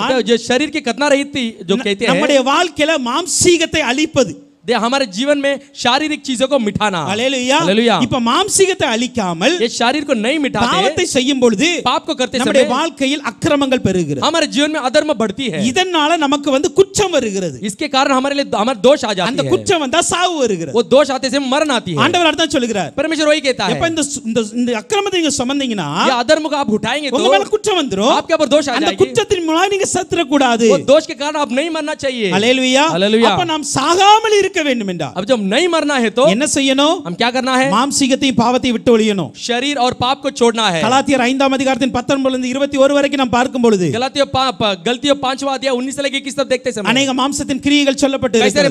कैसे शारीरिक क्रियाओं के बारे में அந்த बताया है। வீடுகளை நீங்க பிற வாசித்துக் கொள்ளுங்க. घर पे जाके बाद में पढ़ लीजिए। அந்த மாம்சத்தின் கிரியைகள் நம்முடைய வாழ்க்கையில இருக்க वो கூடாது. शरीर की क्रिया हमारे जीवन में नहीं होना चाहिए। இது என்ன பண்ணுகிறது ये என்றால் क्या करती है? இதுல ஒரு காரியத்தை நம்ம ரொம்ப கவனமா இருக்கணும். इस कार्य इधर हम सावधानी बरतना चाहिए। என்ன கவனம் அப்படினா क्या सावधानी? வெளிப்புற वस्त्र அழகா தான் இருக்கு. तो बाहर के वस्त्र बहुत अच्छा है, நல்ல நல்ல நல்ல மகிமையா இருக்கிறது. अच्छा महिमा रूपी है, ஆனா உள்ளான வஸ்திரம் கரை இருக்குது. लेकिन अंदर का जो वस्त्र है उसमें दाग है। இப்போ இங்க சொல்லப்பட்டு இருக்கிற வஸ்திரம் எப்படிப்பட்ட வஸ்திரம்? अब ये कहा गया वस्त्र कैसा वस्त्र है? மெல்லிய வஸ்திரம். मुलायम वस्त्र। அது நான் சொன்னேன் வெண்மையான வஸ்திரம் அது. इसलिए मैं कहा सफेद वस्त्र। இந்த மெல்லிய வெண்மை வஸ்திரத்துல ये सफेद मुलायम वस्त्र में கரை சீக்கிரம் படும். अच्छा जल्दी से दाग लगती है। அல்லேலூயா. அப்படிதானே? ऐसी है ना? ஒயிட் ஷர்ட் போட்டு வரதுக்குள்ள எவ்வளவு தூசி வந்துருது. देखो सफेद कपड़ा पहनने में कितना धूल आ जाती है। அல்லேலூயா. हालेलुया। கரை சீக்கிரம் பட்டுது. क्योंकि दाग जल्दी लग जाती நல்ல है। ஒரு காரியத்தை புரிந்து கொள்ளுங்க. अच्छे कार्य को समझ लेना இந்த चाहिए। உள் சட்டை ये अंदर के अंगरख சீக்கிரத்துல கரைபடக்கூடியது. जल्द से दाग होने वाली अंगरख है। ஆனா நம்ம கை எப்படி இருக்கணும்? तो इसलिए हम कैसे रहना चाहिए? கவனமா இருக்கணும். सावधानी से रहना चाहिए। ஏன் தெரியுமா? क्यों पता है? இது உள் வஸ்திரம் தானே. ये अंदर के वस्त्र है ना, யாருக்கு தெரிய போகுது? कोई नहीं देखेंगे। அல்லின்ற அலட்சியம் பண்ணுவான் நல்ல वो வேலை. तो तुच्छ नहीं जानना है। எனக்கு உள்ள நடக்குது யாருக்கு தெரியும்? मेरा अंदर होने वाला कौन जानता ஆண்டவர்ட்ட है? பாத்துக்கிடலாம். परमेश्वर के पास देख लेंगे। யாருக்கு தான் தெரியாத? किसी को तो कोई नहीं जानते हैं। ஆவியானவர் சொல்லுகிற ஒரு காரியம் என்ன தெரியுமா? पवित्र आत्मा कहने वाला कार्य क्या है? யாருக்கும் தெரியாது என்று அலட்சியம் பண்ணாமல் दूसरे को नहीं जानते करके ऐसा तुच्छ नहीं जानते கர்த்தருக்கு हैं। தெரியும் என்று கவனமா இருக்கணும். परमेश्वर जानता करके सावधानी से रहना है। அந்த உள்ளான ஜீவியம் ஒரு நாளும் கரைபட அனுமதிக்க கூடாது. अंदरूनी जीवन कभी भी दाग लगने नहीं देना है। அந்த உள்ளான ஜீவியத்தில் இருக்கிற கரையை என் தேவன் பார்ப்பார். वह अंदरूनी जीवन के दाग को परमेश्वर देखता है। ஹalleluya हालेलुया। ஹalleluya हालेलुया। வெளிய நல்லா தான் இருக்கிறேன். बाहर अच्छा ही है, வெளிய நல்ல ஊழியம் பார்க்கறேன். बाहर अच्छा सेवा करता வெளிய हूं, நல்ல ஜெபிக்கிறேன். बाहर अच्छा प्रार्थना करता हूं, எல்லாமே நல்லதுதான். सब कुछ अच्छा है। ஆனா உள்ளான கரையை கர்த்தர் பார்ப்பார். अंदर के दाग को परमेश्वर देखता है। அந்த கரை ஆண்டவருக்கு பளிச்சுன்னு தெரியும். அது वो जो दाग है परमेश्वर अच्छे तरह दिखता है। உள்ளான மனுஷனை எப்பொழுதுமே சுத்தமாய் வைத்துக் கொள்ள तो வேண்டும். अंदरूनी मनुष्य का समय शुद्ध रखना चाहिए। உள்ளான மனுஷன் மென்மையானவர். तो अंदर का मनुष्य है मुलायम है, மென்மையானவர் அவர். मुलायम है, அவர் சீக்கிரத்தில் துக்கப்படக்கூடியவர். वो जल्द से दुख होने वाला परमेश्वर है। கவனமாய் இருக்க வேண்டும் தேவ பிள்ளைகளே. हम सावधानी से रहना चाहिए परमेश्वर का நம்ம बच्चे। ட்ரெஸ்ல கரை பற்ற கூடாது. हमारे वस्त्र में दाग नहीं होना चाहिए। ஏன் தெரியுமா? क्यों पता है? ஒரு காரியத்தை சொல்லட்டுமா? एक कार्य को बताता हूं। இந்த வஸ்திரத்துக்கும் ये वस्त्र को மாம்சத்திற்கும் நெருங்கிய தொடர்பு இருக்கு. जो शरीर और ये जो वस्त्र के लिए करीबी रिश्ता है। ஏன்னா மற்ற வஸ்திரம் எல்லாம் இதுக்கு மேல தான் வருது. बाकी वस्त्र इसको ऊपर आती है, இதுக்கு மேல தான் அங்கியே போடுறாங்க. इसको ऊपर ही अंगरख को पहनते இதுக்கு மேல हैं, தான் ஏபோத்த போடுறாங்க. इसके ऊपर ही एबोत को அதுக்கு पहनते மேல हैं, தான் மார்பதக்கம். उसके ऊपर ही सीना அதுக்கு बंदी, மேல தான் பாகை. उसके ऊपर पगड़ी। இதுக்கும் மாம்சத்திற்கும் நெருங்கிய தொடர்பு இருக்கு. शरीर और इसके बीच में करीबी रिश्ता है। இது சீக்கிரத்தில் கரைபடும். ये जल्द से दाग लग जाएगी। அப்படியே उसी ऐसे ही வசனமும் சொல்லுகிறது वचन भी कहते हैं ஆவியும் மாம்சமும் போராடத்தான் செய்யும். तो आत्मा और शरीर संघर्ष करती है। ஏன்னா ஆவிக்குரிய மனிதனுக்கும் மாம்சத்திற்கும் நெருங்கிய தொடர்பு இருக்கு. तो आत्मिक मनुष्य और शरीर के लिए करीबी रिश्ता है। ஏன் அப்படி சொல்றேன்னா क्यों मैं ऐसा कहता இந்த हूं? மாம்சத்துக்குள்ள தான் ஆவிக்குரிய மனுஷன் வாழ்ந்து கொண்டு इस இருக்கிறான். शरीर के अंदर ही आत्मिक व्यक्ति जी रहा है। அல்லேலூயா. हालेलुया। அப்ப எந்த அளவுக்கு தொடர்பு இருக்கு பாத்துக்காங்க. देखो कितना वो रिश्ता है। देखो நம்ம கொஞ்சம் அலட்சியமா இருந்தாலும் थोड़ा हम असाधारण रहे तो, நம்ம கவனம் செலுத்தாம இருந்துட்டோம் அப்படினா अगर हम ध्यान नहीं दिए तो ஆவிக்குரிய மனிதனை மாம்சம் அப்படியே கரப்படுத்திரும். तो आत्मिक व्यक्ति को शारीरिक व्यक्ति ऐसे दाग में डाल ஆவிக்குரிய दबा ஜீவியத்தை देगा, அப்படியே அழித்து போட்டுரும். आत्मिक जीवन को वैसे नाश कर देगी। மிகவும் கவனமா இருங்க. बहुत सावधानी बरतना है, மாம்சீகம் வெளிப்படக்கூடாது. तो अपना शरीर बार प्रकट नहीं होना है। அல்லேலூயா. हालेलुया। ஓகே, நான்காவதாக போகிறேன். चौथा वचन में जाता हूं। எசேக்கியேல் 44:18 பார்க்கும் பொழுது एसेकियेल 44 18 वचन को देखते அங்க समय சொல்லப்பட்டு இருக்கிறது. उधर कहा गया है இந்த சட்டை ஏன் அணிய வேண்டும்? इस अंगरख को क्यों पहनना चाहिए? இவங்க பாருங்க அந்த வசனத்தை கடைசி பாகத்தை மட்டும் சொல்லிட்டு நான் போறேன். तो आखिरी वाक्य में कहकर जाता हूं, வேர்வை உண்டாக்கத்தக்கதொன்றும் அறையில் கட்டலாகாது. ये जो कपड़े के कमर में जिसे पसीना होता है वो नहीं होना चाहिए। வேர்வை உண்டாக்கத்தக்க எதுவுமே கட்டக்கூடாது. जब पसीना होने लायक किसी को बांधना नहीं चाहिए। அப்படினா என்ன தெரியுமா? वैसा है तो இந்த உள்சட்டை போடுறது மிக முக்கிய ஒரு காரணம் என்னன்னா ये अंदर के अंगरख को मुख्य चीज के लिए पहनते हैं। ஆசாரனுடைய சரீரத்துல வேர்வை வரக்கூடாது. तो याजक का जो शरीर में पसीना नहीं आना चाहिए। இந்த வேர்வை என்பது என்ன? ये पसीना बोलते क्या? அல்லேலூயா. இந்த அல்லேலூயா. வேர்வை குறித்து நாம் பார்க்கும் பொழுது ये पसीना के बारे में देखते समय ஆதியாகமம் 3ஆம் அதிகாரத்தின் 19ஆம் வசனத்துல தான் उत्पत्ति 3 अध्याय 19 वचन में முதல்ல மனிதன் வேர்வை சிந்துவான் என்று வசனம் சொல்லுகிறது. तो पहला मनुष्य पसीना गिराएगा करके वचन कहती है. அங்க சொல்லப்பட்டு இருக்கிறது, उधर कहा गया நீ है பூமிக்கு திரும்ப மட்டும் तो पृथ्वी पर लौटने तक உன் முகத்தின் வேர்வையால் तब माथे के पसीने से रोटी खाएगा. அல்லேலூயா. அப்ப அல்லேலூயா. இந்த வேர்வை என்பது என்ன? ये जो पसीना बोलते क्या, மனிதனுடைய சரீர முயற்சி. तो मनुष्य का शारीरिक प्रयास. அல்லேலூயா. அல்லேலூயா. அப்ப அடுத்ததாக இந்த உள்சட்டை போடுறது காரணம் என்ன தெரியுமா? पहला ये जो दूसरा ये अंदर के अंगों को पहनने का कारण क्या पता है? சரீர முயற்சி இருக்க கூடாது. जो शरीर की प्रयास नहीं होना चाहिए. அல்லேலூயா. அல்லேலூயா. நீ எந்த அளவுக்கு அதிகமா சரீரத்துல நம்ம வேலை பார்க்கோமோ அந்த அளவுக்கு வேர்வை அதிகாரம். तो शरीर में कितना तू मेहनत करता है उतना पसीना आती है. அல்லேலூயா. அல்லேலூயா. இந்த சரீர முயற்சியோடு நம்ம வந்து ஊழியம் பார்க்க கூடாது. इस शरीर की बल के साथ हम सेवा नहीं करना चाहिए. லூக்கா 22ஆம் அதிகாரத்தின் 44ஆம் வசனத்தை பாருங்க. लूक 22 अध्याय 44 वचन के देखते समय இயேசு கிறிஸ்துவை குறித்து சொல்லப்பட்டு இருக்கிறது, यीशु मसीह के बारे में यहाँ पे कहा गया அவருடைய है வேர்வை இரத்தத்தின் பெருந்துளிகளாய் தரையில் விழுந்தது. उसका जो पसीना है खून के समान बूंद के समान पृथ्वी पर गिरी. அல்லேலூயா. हालेलुया. இப்ப வேர்வை எப்படி மாறிட்டு? ये जो पसीना भी कैसा बदल गया, இரத்தமாய் மாறிட்டு खून के रूप में बदल गया. அல்லேலூயா. हालेलुया. இங்க ஒரு ஆவிக்குரிய சத்தியத்தை நாம் புரிந்து यहाँ पे கொள்ளணும். आत्मिक सच्चाई को हम जान लेना चाहिए. அந்த வேர்வை वो पसीना பாவத்தினால் வந்துச்சு நமக்கு, पाप के कारण आई हो, நம்முடைய சரீர முயற்சினால் வந்தது. हमारे शरीर के बल के कारण ஆனா आई. இப்ப இயேசு கிறிஸ்து சென்றது अब यीशु मसीह बहने वाला அது வேர்வையை இரத்தமாய் மாற்றி இருக்கிறார். वो पसीना को खून के समान बदल இது दिया. பாவத்தினால் வந்ததல்ல, ये पाप के कारण नहीं இது आई, பரிசுத்த தேவ குமாரனால் வந்தது. ये पवित्र परमेश्वर के पुत्र के कारण आया. அல்லேலூயா. हालेलुया. இப்ப நம்ம வேர்வை சிந்த கூடாது, अब ये पसीना नहीं गिराना चाहिए, இரத்தம் சிந்துகிறவர்களாய் இருக்க வேண்டும். लहू बहाने वाला बनना चाहिए. அல்லேலூயா. हालेलुया. வேர்வை என்பது சரீர முயற்சி, जो पसीना बोलो तो शरीर की बल है, இரத்தம் என்பது ஆவிக்குரிய முயற்சி. तो जो खून है वो आत्मिक प्रयास है. எதுல நம்ம ஊழியம் பார்க்கிறோம்? किसमें हम सेवा करते हैं? சரீரத்துல முயற்சி பண்றோமா? वो शरीर में प्रयास उठाते हैं क्या? ஊழியம் வளராது, सेवा नहीं बढ़ेगी, ஊழியம் ஜெயம் பெறாது. तो सेवा में विजय नहीं आएगी. யார் ஆவிக்குரிய முயற்சி செய்கிறார்களோ जो कोई आत्मिक प्रयास उठाते அதுவே हैं பிரயோஜனமுள்ளதா वही இருக்கும். उपयोगी होगी. 1 தீமோத்தேயு 4ஆம் அதிகாரம் 8ஆம் வசனம் சொல்லுகிறது, पहला तिमोथी 4 अध्याय 8वां वचन इस तरह कहती है, சரீர முயற்சி அற்ப பிரயோஜனம் உள்ளது. देह की साधना के काम लाभ होता है, भक्ति की बातें ही लाभदायक होगी. தேவ பக்தியானது இந்த ஜீவனுக்கு இதுக்கு பின்வரும் ஜீவனுக்கு வாக்குத்தத்தமுள்ளதா இருக்கிறது. जब ये जो समय के और आने वाले जीवन के प्रतिज्ञा इसी के लिए है, அதனால எல்லாவற்றிலும் பிரயோஜனமுள்ளதா இருக்கிறது. इसलिए वो सारे चीजों में लाभ है. அல்லேலூயா. हालेलुया. அப்ப எது சரீர முயற்சி பிரயோஜனம் இல்ல? वो जो शरीर की जो प्रयास है कम लाभ है. நம்ம சொல்லலாம் இங்க ஓடுறேன், அத பார்க்க இத பார்க்கறேன், मैं यहाँ पे दौड़ता हूँ, वो देखता हूँ, ये देखता हूँ, எல்லாமே கரெக்ட் தான். वो सब कुछ सही है. ஆனா ஆவிக்குரிய முயற்சி என்ன பண்றீங்க? लेकिन आत्मिक प्रयास क्या उठाते हैं? எவ்வளவு ஜெபிக்கிறீங்க? कितना प्रार्थना करते हैं? எவ்வளவு தேவ சமூகத்துல காத்திருக்கிறீங்க? कितना परमेश्वर समूह में बाट जोते हैं? அல்லேலூயா. हालेलुया. ஆவிக்குரிய முயற்சி இல்லாமல் தேவனுக்கு பிரியமான பிரயோஜனமான ஊழியத்தை செய்ய முடியாது. आत्मिक लाभ आत्मिक प्रयास के द्वारा नहीं किया तो परमेश्वर को प्रिय नहीं जी सकते हैं. வேர்வை पसीना எல்லாருக்கும் முன்னாடி வெயில்ல கஷ்டப்படும் பொழுது வரும். सबके सामने सबके सामने मेहनत करते समय बाहर पसीना आएगी. இயேசு கிறிஸ்து ரத்தம் எங்க விட்டார் தெரியுமா? यीशु मसीह लहू का बहा पता है? கெத்செமனே தோட்டத்துல விட்டார். गेत्सेमने बगीचे में. கூட யார் இருந்தா? साथ में कौन था? ஒருத்தரும் கிடையாது. कोई नहीं था. 3 பேர் போனாங்க, 3 பேர் தூங்க ஆரம்பிச்சிட்டாங்க. 3 लोग गए, तीनों लोग भी सोने लगे. அல்லேலூயா. हालेलुया. வேர்வை எல்லாத்துக்கும் முன்னாடி சிந்துவோம். जो पसीना सबके सामने गिराते हैं, ரத்தம் தனி அறையில சிந்தணும். जो खून है अकेले में अंदर कमरे में गिराते हैं. அல்லேலூயா. हालेलुया. அல்லேலூயா. हालेलुया. அதான் சொல்றேன்ல, முன்னாடி வந்து எல்லாருக்கும் முன்பாக நம்ம வேர்வை சிந்த கூடாது. सबके सामने आके हम पसीना नहीं गिराना चाहिए. தனி அறையில ரத்தம் சிந்திட்டு வந்தா जो अकेले में हम खून बहा के आए तो வெளிய வேர்வை சிந்த அவசியம் இல்ல. जो बाहर के पसीना गिराने की अवश्य नहीं होगी. அல்லேலூயா. हालेलुया. இன்னைக்கு நிறைய பேருக்கு தனி அறையில தேவனோடு உறவாட நேரம் இல்ல. तो कई सारे लोग को अकेलेपन में परमेश्वर के साथ समय बिताने के लिए அங்க समय नहीं है. ஆவிக்குரிய முயற்சி எடுக்க நேரம் இல்ல. उधर आत्मिक प्रयास उठाने के लिए समय नहीं है. அதனால தான் வெளிய வந்து ரொம்ப கஷ்டப்பட்டு ஊழியம் பார்க்காங்க. इसीलिए बाहर आके बहुत मेहनत करके सेवा करते हैं. அல்லேலூயா. हालेलुया. அல்லேலூயா. हालेलुया. அல்லேலூயா. हालेलुया. புரியுதா ஒரு காரியத்துல? एक समझ में आती क्या कार्य? அந்தரத்துல ரத்தம் சிந்தி பாருங்க, वो अंदर के कमरे में आप लहू बहा के देखो, வெளியில வேர்வை சிந்த அவசியம் இருக்காது. बाहर पसीना गिराने की अवश्य नहीं होगी. அந்தரங்கத்தில் ஆவிக்குரிய முயற்சி இருந்தால், अंदरूनी चीजों में पवित्र आत्मा की अगर संघर्ष हो तो வெளியில் ஆத்தும பலனை பார்க்க முடியும். நாம बाहर आके आत्मा के बल को प्रतिफल को देख सकते हैं. இயேசு கிறிஸ்து அந்தரங்கத்துல அங்க ரத்தத்தை சிந்தினாரு. यीशु मसीह अंधेरे में वो लहू को बहाया. கெத்செமனே தோட்டத்துல ரத்தத்தை சிந்த ஆரம்பிச்சாரு. गेत्सेमने बगीचे में लहू बहाना शुरू किया. கொல்கதால முடிச்சாரு. गोलगता में जाके खत्म किया. ஆத்தும பலனை இன்றைக்கு வரைக்கும் பார்த்து கொண்டு இருக்கிறார். आत्मा के प्रतिफल को अभी तक देख रहा है. அல்லேலூயா. हालेलुया. சரீர முயற்சியோட ஒரு ஊழியத்தை செய்ய கூடாது. शरीर के बल के कारण एक सेवा को नहीं करना चाहिए. அல்லேலூயா. हालेलुया. அல்லேலூயா. हालेलुया. கர்த்தருடைய கிருபை இருக்கட்டும். परमेश्वर अनुग्रह होना चाहिए. அல்லேலூயா. हालेलुया. பாருங்க, நான் வந்து இதுலயே எழுதி இருக்கிறேன், इसमें भी लिखा हूं, இதுலயே ரெடி பண்ணி இருக்கேன். ये भी रेडी किया हूं. அல்லேலூயா. हालेलुया. அல்லேலூயா. हालेलुया.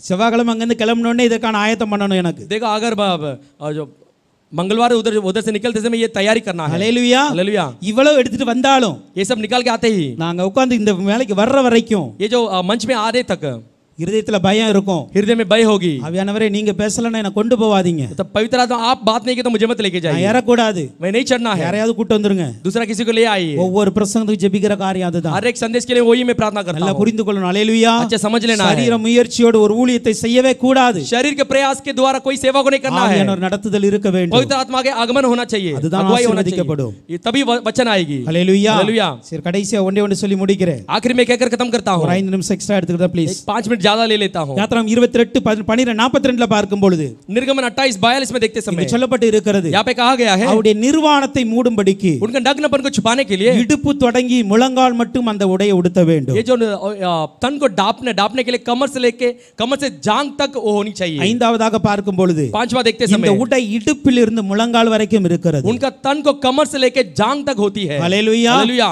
இடுப்பு என்பது என்ன ये कमर बोले थे क्या? நீங்கள் ஒரு வசனத்தை குறித்துக் கொள்ளுங்கள் अब वचन को लिख लीजिए, எசேக்கியேல் 21ஆம் அதிகாரத்தின் 6ஆம் வசனத்தை பார்க்கும் பொழுது एसेकिएल के 21वां अध्याय 6वां वचन के देखते समय இடுப்பு நொறுங்கும்படி பெருமூச்சு விடு वो कमर टूटने तक तो एक बड़े लंबे सांस ले। ஏசாயா 21ஆம் அதிகாரத்தின் 3ஆம் வசனத்தை பார்க்கும் பொழுது ईसाया 21वां अध्याय 3वां वचन को देखते समय என்னுடைய இடுப்பு மகா வேதனையினால் நிறைந்திருக்கிறது मेरा कमर बहुत बड़ा संकट से भरा हुआ है। இடுப்பு என்பது என்ன தெரியுமா कमर बोले थे क्या? நொறுக்கப்படுகிற அனுபவம் ये जो कुचले जाने का अनुभव, இந்த இடுப்பிலிருந்து முழங்கால் என்பது ஒரு ஜெப வாழ்க்கையை ये குறிக்கிறது जो कमर से लेके जांग तक एक प्रार्थना के अनुभव को दिखाती है। ஜெப வாழ்க்கை ஒழுங்கா இருக்கணும் ये प्रार्थना का जीवन सही होना அது चाहिए। விசேஷமா ஊழியம் செய்யறதுக்கு எப்படி இருக்க வேண்டும் विशेष தெரியுமா लोग से सेवा करने के लिए कैसे होनी चाहिए? இடுப்பை போல நொறுங்கின ஜெப வாழ்க்கை जो இருக்கணும் कमर के तरह टूटने को चूरने लायक होनी चाहिए। அவர் சொல்றாரு இடுப்பு நொறுங்க பெருமூச்சு விடு ये कमर टूटने लायक तो बड़े लंबे सांस ले। இடுப்பு ஒரு பக்கம் நொறுங்குகிறது कमर एक जगह टूटती है, பெருமூச்சு என்பது என்ன தெரியுமா ये जो लंबे सांस बोलते क्या? உள்ளம் உடைந்துகிற அனுபவம் அது अब मन टूटने का अनुभव ஒரு ஒரு ஊழியக்காரருடைய வாழ்க்கையில இது இருக்கணும் கண்டிப்பா एक सेवक के जीवन में होना चाहिए। ஹல்லேலூயா தேவ பிள்ளைகளை புரிந்து கொள்ளுங்க परमेश्वर के बच्चे समझ लीजिए, நீங்கள் உங்களுடைய ஜெப வாழ்க்கையில आपके प्रार्थना के जीवन में இடுப்பு ஒரிகிற ஜெபமும் இருக்கணும் वो जब कमर टूटने के जीवन भी होना பெருமூச்சு चाहिए, விடுகிற ஜெபமும் இருக்கணும் लंबे सांस की प्रार्थना भी होना चाहिए। ஹல்லேலூயா हालेलुया। மார்க் 7ஆம் அதிகாரத்தின் 34 35 பார்க்கும் பொழுது मार्क 7वां अध्याय 34वां अध्याय 34 और 35 में देखते ஒரு हैं கொன்னை வாணையும் செவிடுமான ஒரு மனுஷனை கொண்டு வந்தாங்க ஏசப்பாட்ட एक गूंगे और बहरे को परमेश्वर के पास लाए। இயேசு வானத்தை அண்ணாந்து பார்த்தார் यीशु मसीह ईश्वर की ओर देखा, பெருமூச்சு விட்டார் लंबे सांस ली, எப்பத்தா என்றார் पता करके कहा திறக்கப்படுவாயாக अर्थात खुल जा करके अर्थ அடுத்த है। வசனத்தை பார்க்கும் பொழுது उसका अगला वचन को देखते समय செவிகள் திறக்கப்பட்டது कान खुल गई, நாவின் கட்டு அவிழ்த்தது जीभ की गांठ खुल गई, செவையாய் பேசினார் साफ साफ बोलने लगे। நாம அந்த இடுப்பு நொறுங்கவும் हम कमर टूटते ही உள்ளம் உடைந்து பெருமூச்சு விட்டு ஜெபித்தோம் அப்படினா मन टूटकर लंबे सांस लेते என்ன समय நடக்கும் தெரியுமா क्या होगा पता நான் है? சுருக்கமாய் சொல்றேன் मैं सारांश से बताता हूँ, செவிகள் திறக்க ஆரம்பித்தது वो जो कान खुलने लगी, ஹல்லேலூயா हालेलुया। வசனத்தை கேட்கிறவங்கள ஜனங்கள் மாறுவாங்க वचन को सुनने वाले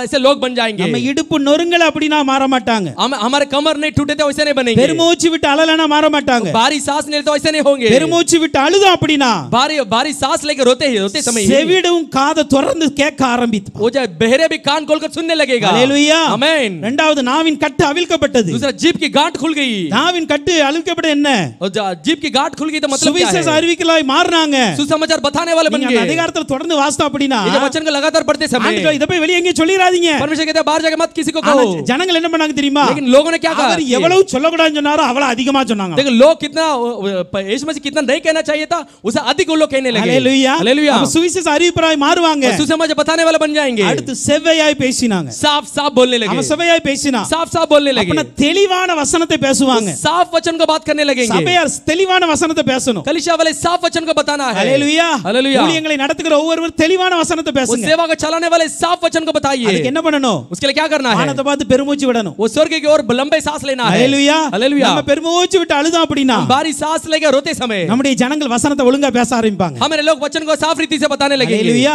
हालेलुया। ஓகே ஒன்று இது வந்து நொறுங்கி உடைந்த ஜெபம் இருக்கிறது ये कुचल कर टूटने वाले एक प्रार्थना के अनुभव அடுத்து है। முழங்கால் வரைக்கும் இருக்கிறது देखो जांग तक है, இந்த முழங்கால் என்பது ஒரு வைராக்கியமான ஜெபம் ये जांग तो है एक निडरों के प्रार्थना करें நம்ம एक प्रार्थना அதிகமாய் है। தியானித்த பகுதிதான் हम अधिक अध्ययन किया हुआ भाग है। 1 ராஜாக்கள் 18 42 43 வாசிக்கும் पहला போது राजा 18 अध्याय 42 से लेकर 43 तक पढ़ते எலியா समय தன் முழங்கால் படைத்து ஜெபித்தார் तो एलिया अपने मुंह घुटने के बल लगते प्रार्थना किया। எது வரைக்கும் ஜெபிச்சாரு किधर तक प्रार्थना किया? மழை பெய்யற வரைக்கும் ஜெயிச்சார். बारिश होने तक प्रार्थना किया. அதுதான் வைராக்கியம். वही जिद है. தானியேல் 6ஆம் அதிகாரம் 10ஆம் வசனத்தை பார்க்கும் பொழுது दानियल के 6वां अध्याय 10वां वचन के देखते समय அவர் முழங்கால் படியிட்டு ஜெபிச்சார். वो भी घुटने टेक कर प्रार्थना किया. எது வரைக்கும் ஜெபிச்சாரு? कब तक प्रार्थना किया? சிங்க கோகையில போயிட்டு கட்டளை மாறற வரைக்கும் ஜெபிச்சார். तो सिंह गुफा में जाकर आज्ञा हटने तक प्रार्थना किया. அதுதான் வைராக்கியமான ஜெபம். वही जिद वाला प्रार्थना है. அப்போஸ்தலர் 9:40ல பார்க்கும் பொழுது प्रेरित 9:40 में देखते समय பேதுரு முழங்கால் படியிட்டு ஜெபித்தார். पतरस घुटने टेक कर प्रार्थना किया. ரொம்ப ஆச்சரியமா இருக்கும். बहुत आश्चर्य है. பிரேதத்தை விட்டு திரும்பி இங்கமாக ஜெபிச்சார். तो लाश को इधर रखकर उधर मुड़कर प्रार्थना இந்த किया. பக்கம் பிரேதம் கிடக்கு. वहां पे लाश पड़ी है. அந்த பக்கம் முழங்கால் படி ஜெபிக்கிறார். वहां पे घुटना टेक कर प्रार्थना करता ஜெபிச்சு है. முடிச்சு திரும்பி பார்த்தாரு. प्रार्थना करके मुड़कर देखता है. தபிதாளே எழுந்திரு. ये तबिता उड़ जा. எந்திரிச்சாச்சு. उड़ गए. இதுதான் வைராக்கியமான ஜெபம். यही जिद वाला प्रार्थना है. ஹalleluya. हालेलुया. அப்போ ஒரு ஊழியம் செய்கிறவர்களுக்குள்ளாக एक सेवा करने वाले के अंदर நொறுங்கின உடைந்த ஜெபமும் இருக்க வேண்டும். चूरने और टूटने के एक अनुभव की प्रार्थना होना चाहिए. இரண்டாவதாக दूसरा வைராக்கியமான ஜெபம் एक இருக்கணும். जिद वाला प्रार्थना होना चाहिए. ஹalleluya. हालेलुया. வைராக்கியமான ஜெபம் एक இருக்கணும். जिद वाला प्रार्थना होना என்ன चाहिए. வந்தாலும் ஜெபிப்பேன். कुछ भी आता तो मैं ஏது प्रार्थना வந்தாலும் करूंगा. ஜெபிப்பேன். कुछ भी आता तो प्रार्थना करूंगा. தைரியமா இருக்கணும். हियाव के साथ रहना है. உள்ளான வாழ்வுல ஜெப அனுபவம் சரியா இருந்தது அப்படினா अंदर के जीवन में प्रार्थना के अनुभव सही हो तो வெளிப்புற வாழ்க்கையில ஜெயத்தை சரியான நேரத்துல பெற்றுக்கொள்ளலாம். तो बाहर के जीवन में विजय को सही समय में पा सकते हैं. ஹalleluya. हालेलुया. புரியுதா? உள்ளான வாழ்க்கையில ஜெபம் சரியா இருக்கணும். तो अंदर के जीवन में प्रार्थना सही होना चाहिए. வெளிய சரியான நேரத்துல ஜெயம் கிடைக்கும். बाहर सही समय में विजय मिलेगी. கர்த்தர் அதை செய்ய வல்லவராய் இருக்கிறார். परमेश्वर करने के लिए सामर्थ्य அப்ப है. இந்த உள் சட்டை என்பது ये अंदर के जो अंगरख நம்முடைய வாழ்க்கையில் பரிசுத்தமும் மென்மையும் குறிக்கிறது. हमारे जीवन में पवित्रता और मुलायम को दिखाती है. ஆனால் இந்த பரிதாபம் வந்து மிகவும் கவனமாய் இருக்க வேண்டும். ये जो तरस दया इसमें सावधानी परखना चाहिए. இரண்டாவதாக இது குற்றமில்லாத ஒரு வாழ்க்கையை குறிக்கிறது. निर्दोष जीवन को बताती है. அது குற்றமில்லாமல் நம்முடைய ஊழியங்களை செய்ய वो வேண்டும். निर्दोष के साथ हमें सेवा को करना चाहिए. மூன்றாவதாக பார்க்கும் பொழுது तीसरा हम देखते समय இது மாம்சீகம் வெளிப்படக்கூடாது. इसमें शारीरिक चीज बाहर प्रकट नहीं होनी है. நான்காவதாக பார்க்கும் பொழுது चौथा देखते समय சரீர முயற்சி இருக்கவே கூடாது. जो शरीर के प्रयास नहीं होना चाहिए. கடைசியாக आखिरी में நொறுங்கின உடைந்த ஜெபமும் जो चूर कर अपना टूटे हुए एक प्रार्थना के अनुभव அதை போல நல்ல வைராக்கியமான ஜெபமும் இருக்க வேண்டும். वैसे ही एक जिद वाली प्रार्थना भी होना चाहिए. ஜெபத்தோடு இருந்தால் वैसे प्रार्थना के साथ रहते நாம் समय செய்கிற ஆசாரிய ஊழியத்தை हम जो याजक की सेवा करते हैं தைரியமாய் செய்யலாம். हियाव के साथ कर सकते हैं. ஹalleluya. हालेलुया. தைரியத்தோடு வாழுவோம். और हियाव के साथ जिएंगे. தேவனுக்கு முன்பாக ஆசாரியராய் நிற்போம். परमेश्वर के सामने याजक बनकर खड़े रहेंगे. கர்த்தர் பெரிய காரியங்களை செய்வாரா? परमेश्वर बड़ा कार्य क्यों करेगा? உங்களை ஆசீர்வதிப்பார். परमेश्वर आपको आशीष करेगा. நம்ம எல்லாம் எழும்பி ஜெபிக்க போகிறோம். थोड़ा देर हम खड़े होकर प्रार्थना करने वाले हैं.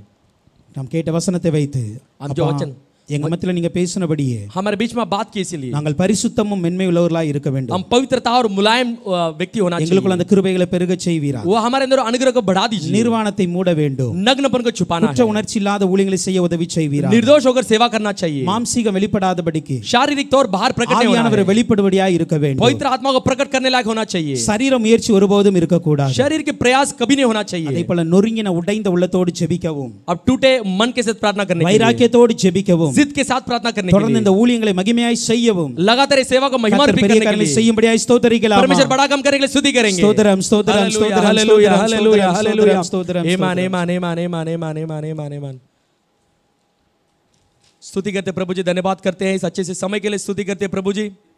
आज प्रभु जी हमारे बीच में आप अंदर पहने वाले अंगरख के बारे में आपने बात किया प्रभु जी. प्रभु जी इसके लिए धन्यवाद देते हैं. आज आपने बताया प्रभु जी ये अंदर की अंगरख हमारे शरीर के साथ कितने बड़ा एक गहरा रिश्ता रखा करके आपने बताया. एक आत्मिक जीवन और शारीरिक जीवन के बीच में कितना गहरा रिश्ता है करके आपने बताया प्रभु जी. एक वचन एक बहुत हमें बहुत अगर दुख पहुंचाए वचन है कि प्रभु जी आप अंदर के दाग को आप सही रीति से देखने वाला परमेश्वर है प्रभु जी. हम इतने दिन हम वो नहीं जानते थे प्रभु जी, लेकिन अंदर के वस्त्र के जो दाग है प्रभु जी आपके समूह में वो चमकती हुई दिखेगी प्रभु जी. हाँ, हमारे अपवित्रता को आपके बारे में आपके सामने वो ठहराती है. ये हम आज जान लिए प्रभु जी इतने दिन तक प्रभु जी हम अंदर कैसा भी एक वस्त्र पहन सकते करके हम सोच रहे थे, लेकिन आज आपने हमें प्रकट किया आपके पवित्र आत्मा के द्वारा प्रभु जी. इसके लिए आपको धन्यवाद देते प्रभु जी. हम अपने आप को अर्पण करते प्रभु जी. कई सारे दिन हमारे अंदर के वस्त्र को प्रभु जी वो फटा हुआ और प्रभु जी दाग भरा हुआ और कई सारे दिनों से साफ नहीं हुआ ऐसे कपड़े हम पहने थे. कोई बाहर की दुनिया में कौन देखेगा? बाहर हम अच्छे चमकते हुए सफेद वस्त्र पहन के आपके सामने आके खड़े होंगे, लेकिन कोने में देखे अगर के हम सोच रहे थे प्रभु जी.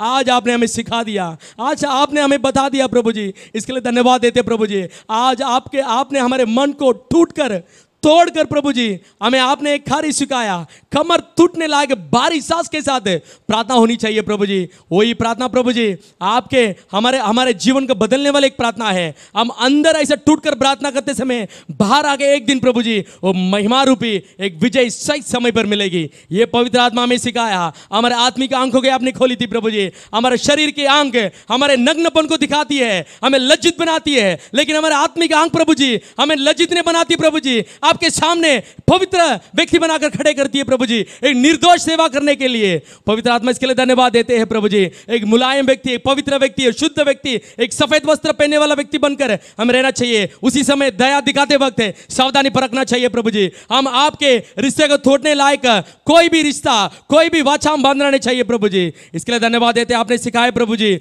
और प्रभु जी एक मुलायम हमारे जीवन में होना चाहिए, दया दिखाने वाले हमारे जीवन में होना चाहिए। और प्रभु जी निर्दोष होकर हम सेवा करने लायक होना चाहिए प्रभु जी। निर्दोष जीवन हमें जीना चाहिए। सेवा करते समय दोष के साथ आपके वेदी पर चढ़ के नहीं प्रभु जी। प्रभु जी हियाव के साथ, डर के साथ प्रभु जी, डर के साथ आपके अब नीचे से ही हम प्रभु जी ऊपर चढ़ने से पहले हमारे दोष का अर्पण कर कर आपके साथ वो रिश्ता को फिर से बांध कर प्रभु जी ऊपर आना चाहिए। इसके लिए धन्यवाद देते हैं प्रभु जी। पहला, दूसरा, तीसरा एक चीज है प्रभु जी, हमारा शारीरिक प्रयास बड़ा प्रकट नहीं होना चाहिए। हमारे शारीरिक प्रयास बड़ा प्रकट होते समय हमें पसीना आएगी प्रभु जी, लेकिन आत्मिक प्रयास उठाते समय हम लहू बनाने वाले आपके जैसे बन जाएंगे प्रभु जी। प्रभु इसके लिए धन्यवाद देते हैं। आज हमें कई सारे गहरा चीज को ये आखिरी दिनों में हमें सिखाया, इसके लिए धन्यवाद देते हैं प्रभु जी। शरीर का जो प्रयास है वो तुच्छ है प्रभु जी, वो कुछ नहीं है, लेकिन आत्मिक प्रयास वो आपके लिए प्रतिफल देने वाले हमारे एक जीवन, एक प्रार्थना की जीवन, एक सेवा की जीवन होगी, जहाँ पे कई सारे प्राणे आत्माएं हमारे कलीसिया में मिलेगी। इसके लिए धन्यवाद देते हैं प्रभु जी। आपके दास के द्वारा